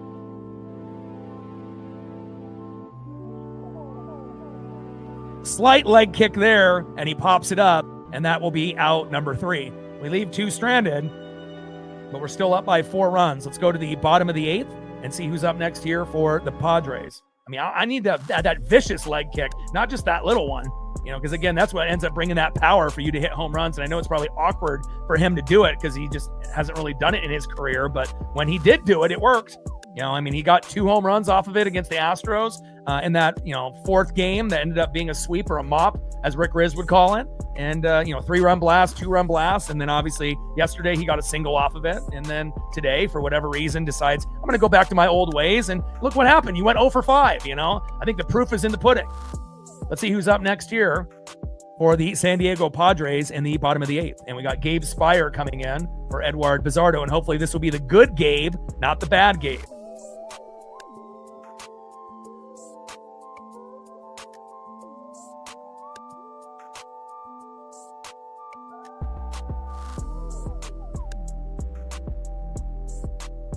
Next up, 0 for 2 in the 9-hole, catcher Luis Campusano. Batting second, left fielder Ramon Laureano. And batting third in the 2-hole, center fielder Jackson Merrill. Let's go, Gabe. Trident's up. Let's go, M's.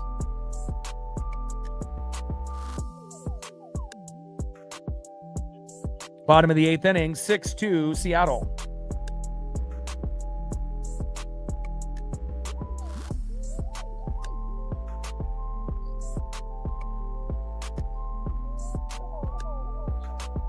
Gained another sub since the last commercial break. 15 subs to 23,800. There we go. We're getting close.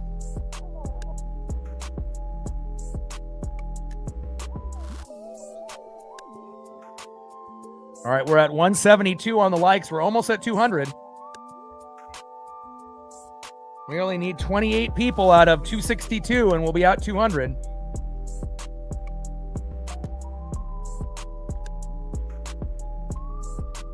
Let's go, baby. We're almost there.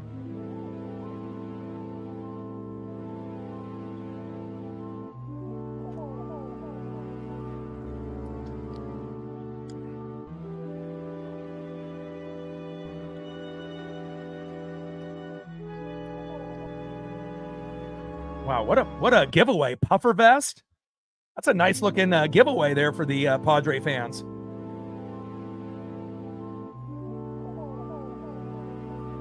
First pitch is high and away from Spire to Campusano. Sinker, 94 miles an hour, 1-0 count. And we know in the WBC, he would get an out, give up a home run. A couple games later in the WBC, he did it again. Got an out, gave up a home run. Came into spring training, did the same thing. Gave up, got an out or strikeout or pop up, and then gave up a home run. And it was kind of shaky, obviously, to start off. But hopefully, we get the good version of Gabe here.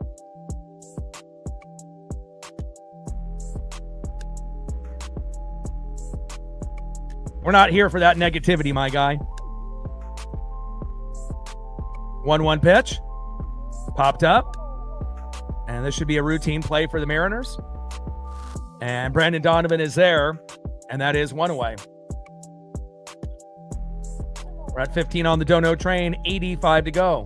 Nice job there by Gabe Spire. And again, sometimes he ends up getting an out and giving up a home run. But hopefully that trend will end. And he definitely has done it for quite a few weeks in a row. WBC, spring training, beginning of the year. But again, if we want to be able to, have the trust, he can be the 4th best guy in the pen. Right now it's, Bizzardo, Brash, Ferrer, and then Gabe. And Gabe used to be a top 3 guy. But again, if Gabe can end up being consistent, that'll give us 2 really good righties in Bizzardo and Brash and 2 really good lefties in Ferrer and Spire. And that's what we want. 1-0 pitch. Popped up, fading into right field, out of play. 1 ball and 1 strike to Ramon Laureano. Gabe Spire on the mound, Ramon Laureano in the box.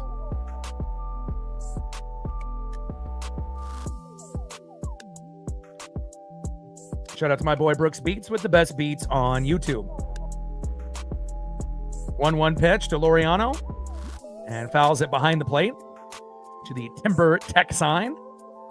1 ball and 2 strikes with nobody on and 1 out. Bottom of the 8th inning, 6-2 Mariners. Tridents up. And we definitely needed this potential victory if we can hang on for another inning. Obviously losing 4-1 and only getting 4 hits and not getting anything from the 1 through 3 hitter, as well as the 7 through 9. Only, Randy and Luke Raley and Naylor yesterday. So it definitely feels like it's more, evened out. 6 runs, 9 hits, and that's what we like. 1-2 pitch is fouled off low and at the knees. 1 ball and 2 strikes with nobody on and 1 out. Bottom of the 8th, 6-2 M's.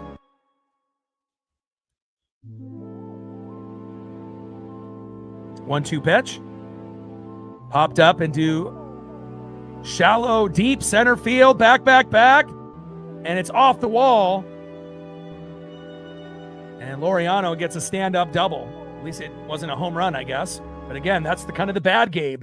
It's like he gets an out, and then that next batter usually gives up a home run or, something close to that. And that was almost a home run right there. And it's like, when he ends up going with that fastball down the middle, it's kind of like Castillo, where they kind of feel like maybe they're better than they really are. And again, nobody's really afraid of Castillo or Spire. And you got to be very careful with those sinkers and 4-seam fastballs right down the middle. Next up is Jackson Merrill. First pitch, takes a strike, looking with the sinker, 95 miles an hour, 0-1 count. Yeah, Julio had no chance getting that. It looked like it was over his head, so he couldn't really jump up and try to rob it. He just wasn't able to get to that wall and to that section of that wall in time. 0-1 pitch, high and away. But normally, like I mentioned, Gabe usually would get an out and give up a home run, and he almost, made that trend come true, and I'm thankful that he didn't, because we can still have a chance to keep this runner at second. 1-1 pitch. Little dribbler up the middle. Toe tap on the bag. And there we go. 2 away. Runner advances to third. Ramon Laureano making his way to third base.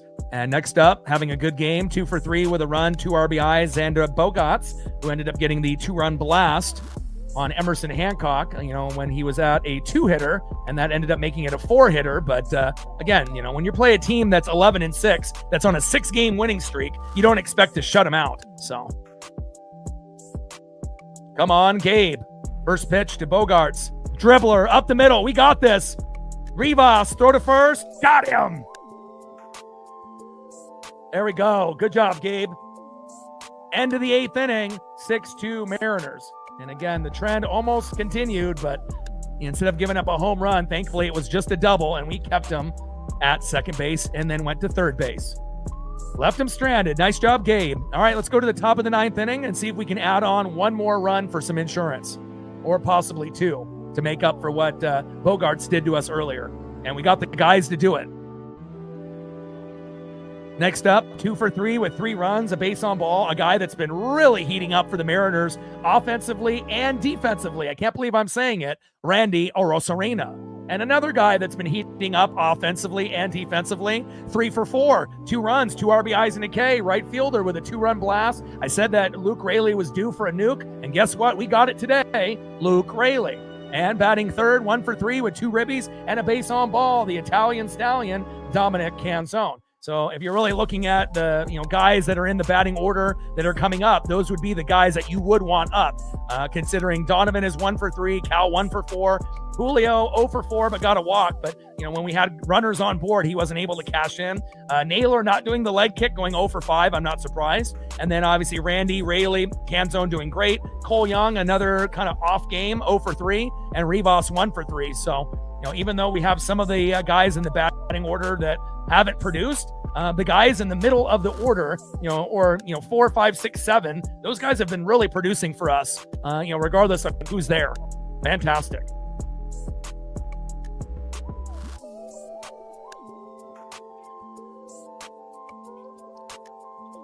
$15 subs away from 23,800.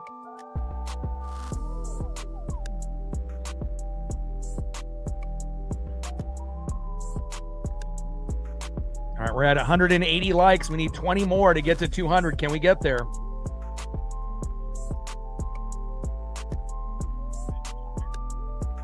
We get 20 people out of 270. We'll be there. HR in the building. What's good? First pitch to Randy Arozarena. Takes a strike looking in the zone. 0-1 count. 0-1 pitch, big swing and a miss by Randy Arozarena. Change up 72 miles an hour by the sidearm specialist, Alec Jacob. No balls and 2 strikes to Randy Arozarena. 0-2 pitch, low and at the knees. 1 ball and 2 strikes to Randy Arozarena. Come on, Randy.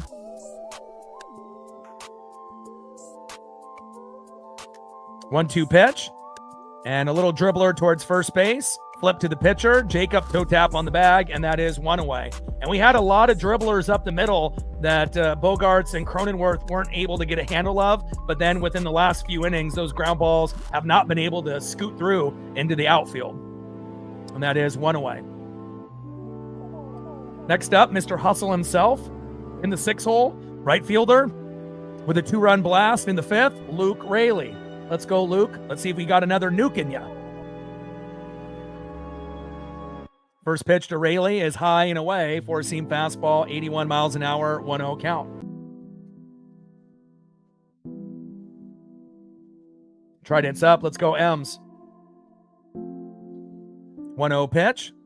High and away. Change up 72 miles an hour there by Alec Jacob. 2 balls and no strikes to Luke Raley. And obviously with Victor Robles' injury, it gives you more opportunities for Luke Raley to shine. And, same thing with Emerson Hancock filling in for Bryce Miller.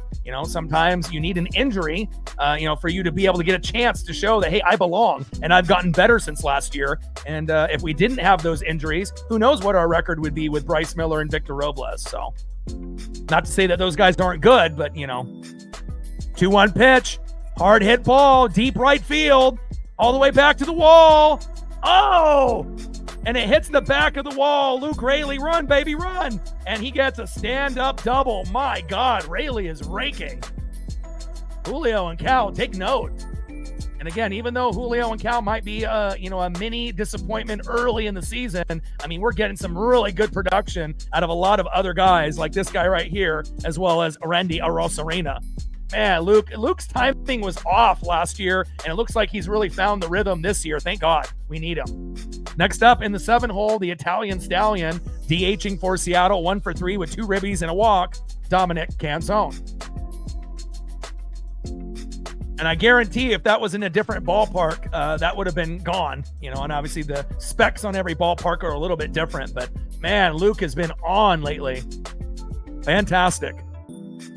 Top of the 9th inning, Luke Raley at second with a double off the wall in deep center field. 0-1 pitch. And then Canzone fouls that one off behind the plate. Change up 73 miles an hour by Alec Jacob, the sidearm specialist. No balls and 2 strikes to Dominic Canzone. I mean, especially after sweeping the Astros and coming up lame, with a poor performance yesterday, this is exactly what we needed to give us a chance to win the series tomorrow for the Better Cup. Especially with Castillo on the mound tomorrow, our worst pitcher in our starting five. So hopefully Castillo ends up having a good game. And if he doesn't, hopefully he only gives up 3 runs, preferably 0-2. But, with Castillo, when it's bad, it's really bad. And we know that.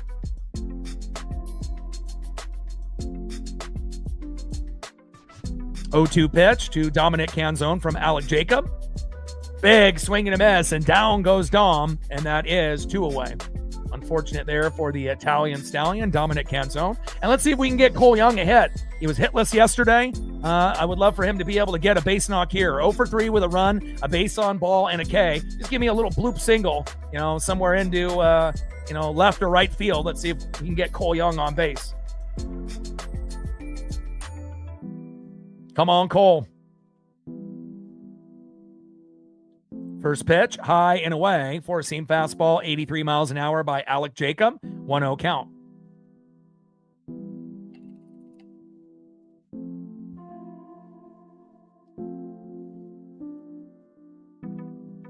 One-0 pitch.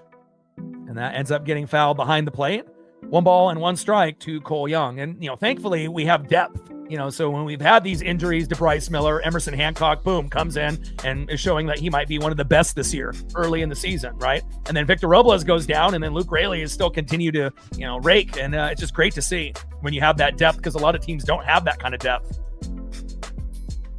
1-1 pitch, low and at the knees. Change up 73 miles an hour by Alec Jacob. 2 balls and 1 strike to Cole Young. Come on, Cole.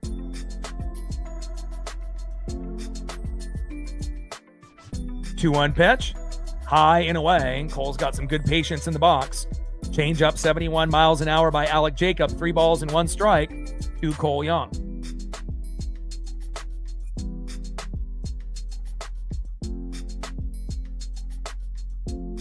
Three-one pitch. Oh, he pops it up, and it looks like he's going to go 0 for 4 today. I mean, besides the walk. In foul territory, and that is out number 3. Unfortunate, that Cole Young couldn't end up getting a hit, but we've had plenty of other guys to step up, even though he wasn't able to. 6 runs, 10 hits, no errors for the Mariners. 2 runs, 5 hits, no errors for San Diego.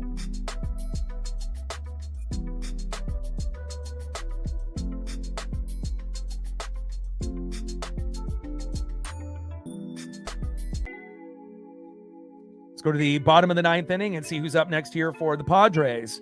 Next up for the Padres, future Hall of Famer in the 4-hole, third baseman Manny Machado, who is 0 for 3 with a K. Let's make it 0 for 4. Batting second in the 5-hole, DHing 1 for 3, Gavin Sheets. And batting third, 0 for 3 with a K, right fielder Nick Castellanos. And then we assume this is going to be Andres Munoz coming in. And hopefully we get the good Mooney. Mooney has been electric in some outings, and he's also been very shaky, almost blowing the saves in a couple outings recently. So hopefully this will be the good Andres Munoz.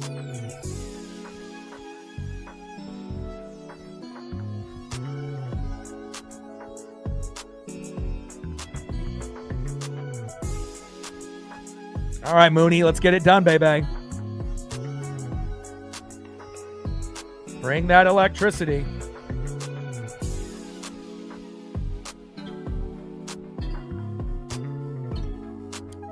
Going to the bottom of the 9th inning, 6-2 Mariners.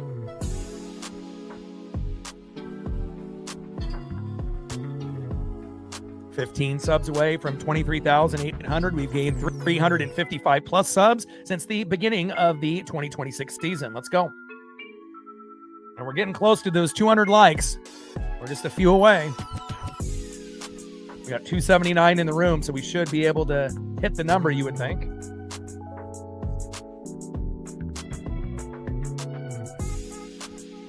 And we're at 194. We only need 6 more likes and we hit the goal. Let's go.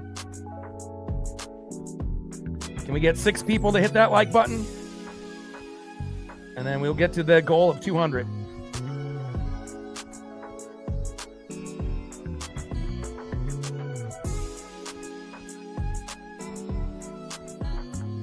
Bottom of the 9th, 6-2 Seattle. Andres Munoz comes in for Seattle. And Manny Machado's in the box. First pitch to Machado. Takes a strike looking right down the middle, sinker, 98 miles an hour, 0-1 count. And you can kind of tell what kind of outing Munoz is going to, be in his first 7 pitches. If he's hitting the strike zone early, it's going to be good. If he's wild all over the place, then it's going to be, as that second pitch goes into the dirt and a little wild. And I get it, he wants to throw 95 to 99, but sometimes when you're throwing, with everything that you got, that sometimes the ball goes all over the place, and we need him to kind of slow it down and have a little bit more control. 1-1 pitch, wild one there. 2 balls and 1 strike to Manny Machado. It's like, I get it. You want to throw 95 to 99, but then you need to come back and have a pitch like 90 to 95. Like, bring it back a little bit. You don't need to, try to throw your arm out of the socket. 2-1 pitch, and that ends up being fouled behind the plate. 2 balls and 2 strikes to Manny Machado. Machado in the box. Andres Munoz on the mound. Come on, Mooney. There we go. We got to 200. Awesome. 2-2 pitch. And that ends up going behind the plate. And the HeatGetUs.com sign. 2 balls and 2 strikes with nobody on and no outs. Bottom of the 9th inning. 6-2 Mariner lead. Emerson Hancock, showing that he is one of the best, if not the best so far for the Seattle Mariners in 2026, which is surprising. And again, we've been able to get some really good production out of Luke Raley and Randy Arozarena as of late, as well as a few others. We'll go over the stats at the end. Pitches outside, 3 balls and 2 strikes to Manny Machado. 3-2 pitch, and that ends up being a walk. And again, not a good start, when you end up walking the first batter. Come on, Mooney. Next up is Gavin Sheets. And hopefully we get a strikeout and a double play, or a double play and a strikeout. We haven't got any double plays today. We've only had 1 chance for a double play. And when we wanted it, what happened? Bogarts hit a 2-run blast. So hopefully we'll find a way to get him into the strike zone here.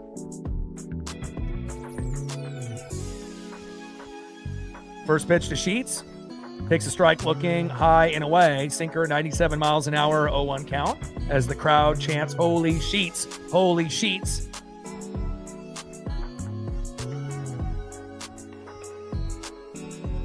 "0-1 pitch. And jams him towards third base. And it's fair. Run, Randy! Jesus Christ, run! And Machado gets to third. Golly. The absolutely worst thing that you can have happen, a ball, getting hit to Randy, obviously ground ball. Pop-up he can get, but...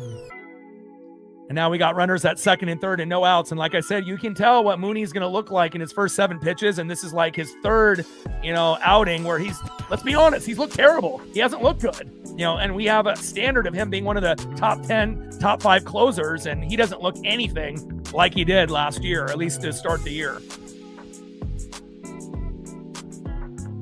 Runners at second and third and no outs. First pitch, Castellanos almost gets hit by that ball and just gets a piece, and it goes foul, 0-1 count. Come on. I mean, it's one thing when you look bad and then you end up, being good on the next one and then being bad again, but this is going to be the 3rd straight like he looks bad, and we're going to have to pray that we get the defense to bail him out.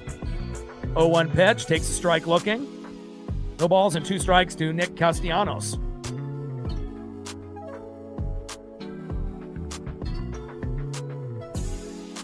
Come on, Mooney. 0-2 pitch.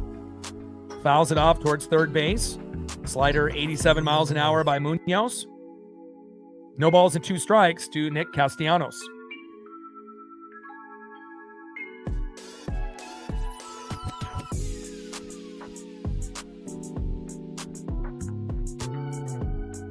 "0-2 pitch. Jesus Christ. Wild pitch, but Cal's able to recover. Runners still stay at second and third. Golly, I don't think I've seen Mooney this bad in quite some time. You definitely need to be working out, obviously in the pen more, because what you're doing hasn't been really working a whole lot here in 2026. 1-2 pitch. Got him.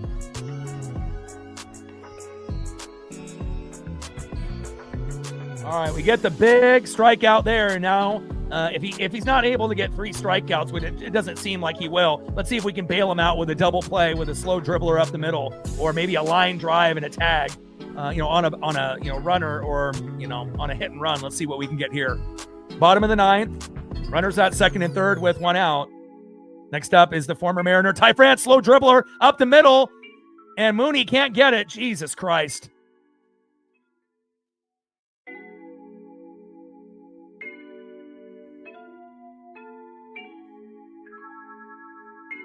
And Ty France with a little blooper to Mooney, and Mooney should have just got out of the fucking way and let someone else try to make that play, but, France reached on an infield single to the pitcher.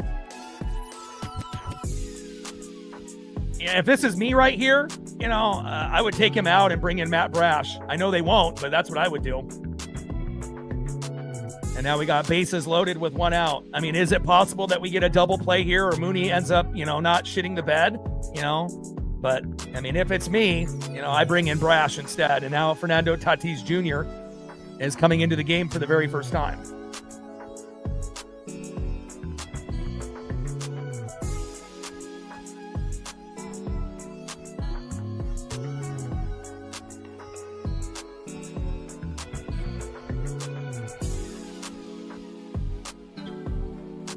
Oh, man. Third bad outing here by Andres Munoz.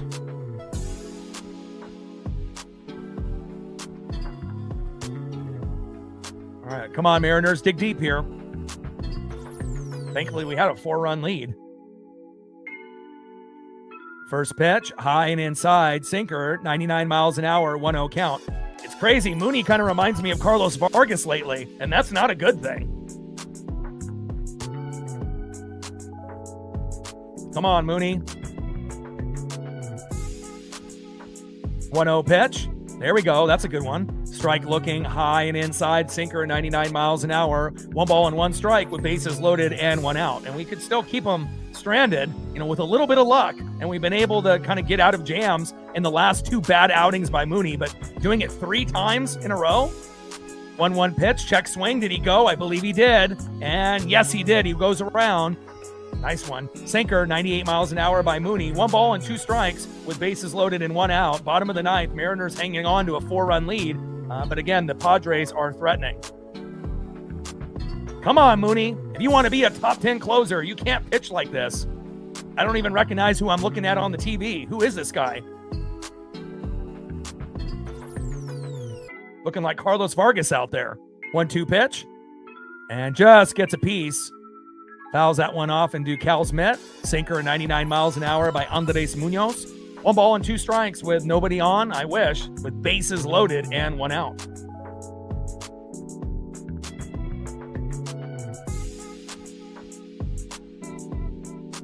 Come on, Mooney. We can still get out of this jam. And if we, can't win 6-2, we can still win 6-3. You just don't want to give up the big one. Come on, Mooney. Bottom of the 9th, bases loaded with 1 out. 1-2 pitch. High and inside. 4-seam fastball, 99 miles an hour. Tatis has to kind of duck out of the way. 2 balls and 2 strikes to Fernando Tatis Jr. Come on, Mooney.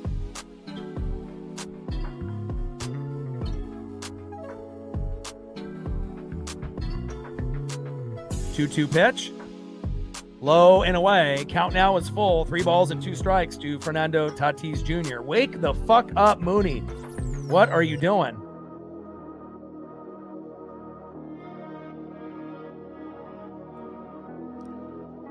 Oh. Bottom of the 9th, 6-2 Mariners. Bases loaded with 1 out. 3-2 pitch. Hard hit ball. Deep right field.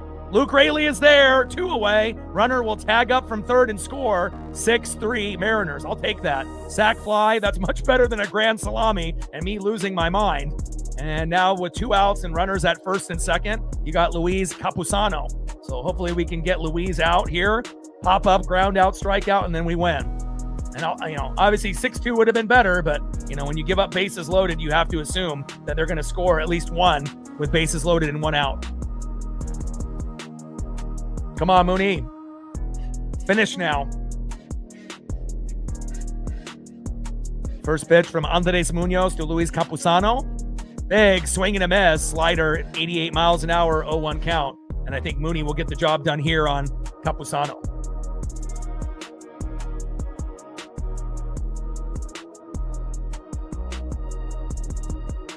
Oh-1 pitch. Big swing and a miss. 86 mile an hour slider. Beautiful. That's what we expect out of you. No balls and 2 strikes to Luis Campusano, who came in for Freddie Fermin after he got a ball hit into the mask and had to exit the game early today. 0-2 pitch. A little dribbler ends up dropping into center field. Fuck. And a big RBI there by Campusano, and now 6-4 Seattle. Jesus Christ. Should have brought in Matt Brash instead of Mooney. Campusano single to center. Sheet scored. France to third. Holy hell. I mean, imagine if the Mariners were only up by a run, we would have lost. If we were only up by 2, we would have lost more than likely. So thankfully we were up by 4 at this point, but this is not a version of Mooney that I recognize. And now we have Ramon Laureano in the box with runners at first and second and 2 outs. Or runners at first and third, excuse me, with 2 outs. Should have brought in Matt Brash. They still have time, but again, Dan Wilson and a lot of the, management, they're stubborn. They just stick with a guy and hope that they figure it out. But sometimes you got to make a difficult decision, and maybe Matt Brash needs to be the closer.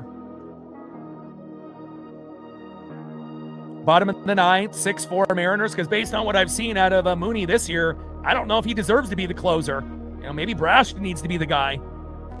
They maybe need to make the flip, have Mooney pitch, in like the 7th or 8th and have Brash in the 9th. Bottom of the 9th, runners at first and second with 2 outs. 6-4 Mariner lead. Mooney with another meltdown. This is the 3rd in a row. We still might be able to get the victory like we did in the other 2, but again, this doesn't make us feel good. When we had a 6-0 lead with Hancock, Bogarts with a 2-run blast, made it 6-2, and now Mooney shit in the bed. A hard hit ball into left field. Get it, Randy? And Randy can't fucking get it. Are you kidding me? Another RBI single. And now it's 6-5. Jesus Christ. Why are we not bringing in Brash? We don't owe Mooney anything. And next up is Jackson Merrill. I mean, are we just waiting for, Mooney to lose the game for us? Bottom of the 9th, 6-5 Mariners. Thankfully, we got to 6 runs today. Randy wasn't anywhere near that ball. And now we got Dan Wilson making his way to the mound. And if you were already thinking about pulling him, why not pull him already, idiot? And down goes Mooney. You fucking stink, Mooney. You need to start really working at your craft because this is not the Mooney that we recognize. And now Jose Ferrer is coming in against Jackson Merrill. Oh, man, at one point it looked like we might win 6-0, and then, it was 6-2 after Emerson Hancock gave up a 2-run blast to Xander Bogaerts, and then, when you're up by 4 runs, you feel pretty good, unless this guy comes in, and he's been terrible in his last 3 outings, and he's shit the bed 3 times now in a row, and now we have to pray, that we can get this last out, 1 for 4 with a run and a K, Jackson Merrill. And we're going to bring in Jose Ferrer. And Jose Ferrer has been one of the top 3 in the pen with Bizzardo and Brash. So hopefully, fingers crossed, we can find a way to win this game 6-5. But I don't like what I've seen, and again, we're not going to be able to, win the AL West if, Mooney keeps playing like that. We might have to make a flip and have Brash be the closer instead of Mooney. I mean, based on what I've seen this year, I would be doing it. You got to earn the right to be able to be the good closer, and Mooney has not been good this year.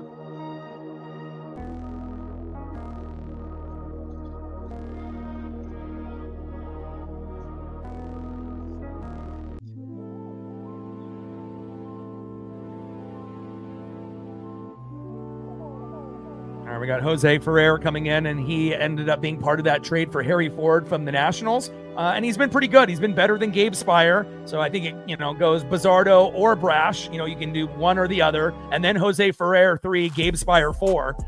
But Mooney, we have to be thankful, that we got a guy like Brash that could be the closer. Bizzardo is usually going to be the guy that we have in the 7th, 8th, and he can pitch in the 9th as well. But again, you could interchange Mooney and Brash and it wouldn't be a big thing. Just like when we had Paul Sewald, right? And Mooney, you can kind of flip-flop them if needed. And again, I've never seen this version of Mooney. And, we've had Edwin Diaz and a few other guys that have been very reliable, but I don't recognize what I'm seeing.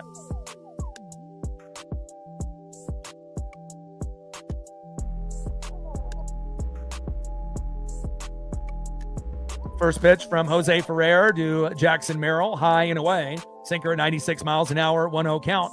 Bottom of the 9th inning, runners at first and second with 2 outs. Mariners up 6-5. We just need to find a way to get this last out. 1-0 pitch, high and away. Slider 87 miles an hour, 2 balls and no strikes to Jackson Merrill.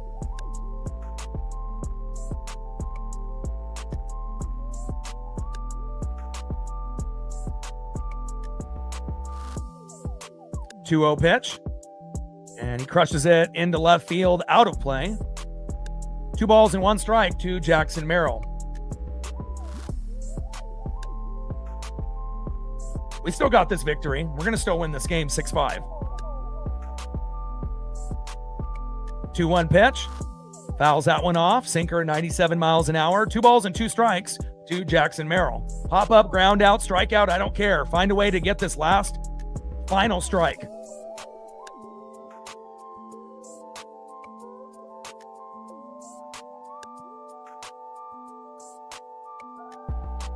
Two-two pitch from Ferrer. And a line drive. Oh my God, it's fair. Are you kidding me? What is Randy doing? Randy, what are you doing? Oh my God, unbelievable. Randy fumbles it in left field and we lose the game. Holy fuck. Unbelievable. And it shows you, if you hit the ball to Randy in left field, it's a liability. And he's been such a good player in the box. What a fucking meltdown. And again, that is all on fucking Munoz. He's got no friends in that locker room tonight. Christ. Especially with Emerson Hancock doing as well as he did. There is no excuse. We should have won this game. Unbelievable. Oh, gosh. Well, we got Luis Castillo on the mound tomorrow. We'll see how that goes, but unbelievable.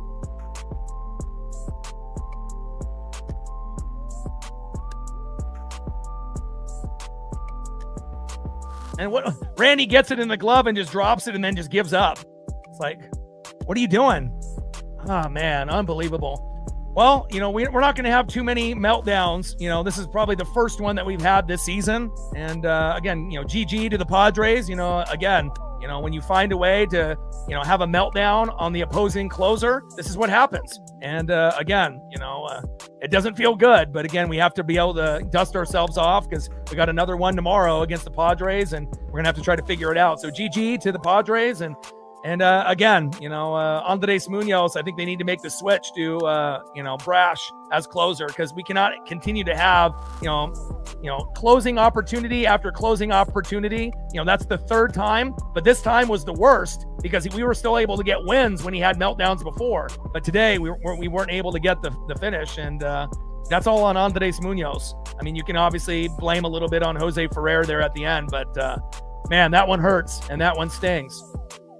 Zathis with the tour.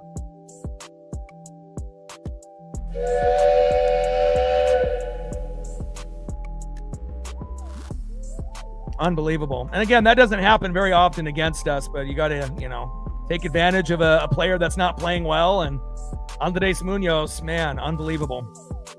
Again, they need to swap to Matt Brash as closer. All right, let's take a look at the stat line here real quick before we end the stream. Let's take a look at the numbers here for both teams. All right, so Brandon Donovan, 1 for 3. Cal Raleigh, 1 for 4. Julio definitely hurt us today with runners on base, 0 for 4, and he had 3 opportunities and kind of shit the bed.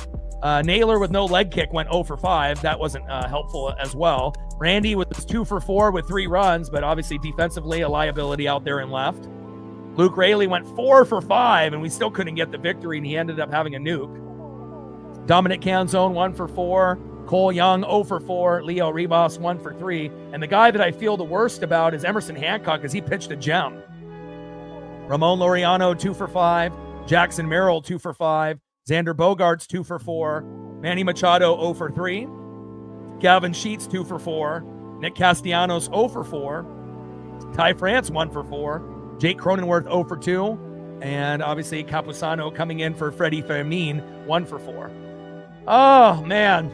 And again, we're not going to have, too many meltdowns, but again, if we were only up by a run, we would have gotten blown out. We were up by 4 runs and we still couldn't end up getting the job done. So, Andres Munoz, obviously I don't recognize who I'm looking at anymore. And, if it's me, I definitely don't have him as the closer moving forward. I have Matt Brash until he can prove that he can close out games and they can flip-flop them. But, not exactly what we were expecting there after having a 6-0 lead, 6-2, and then losing 7-6. This one stings. This one hurts, but you got to give the Padres all the credit. They earned it, and they deserved it.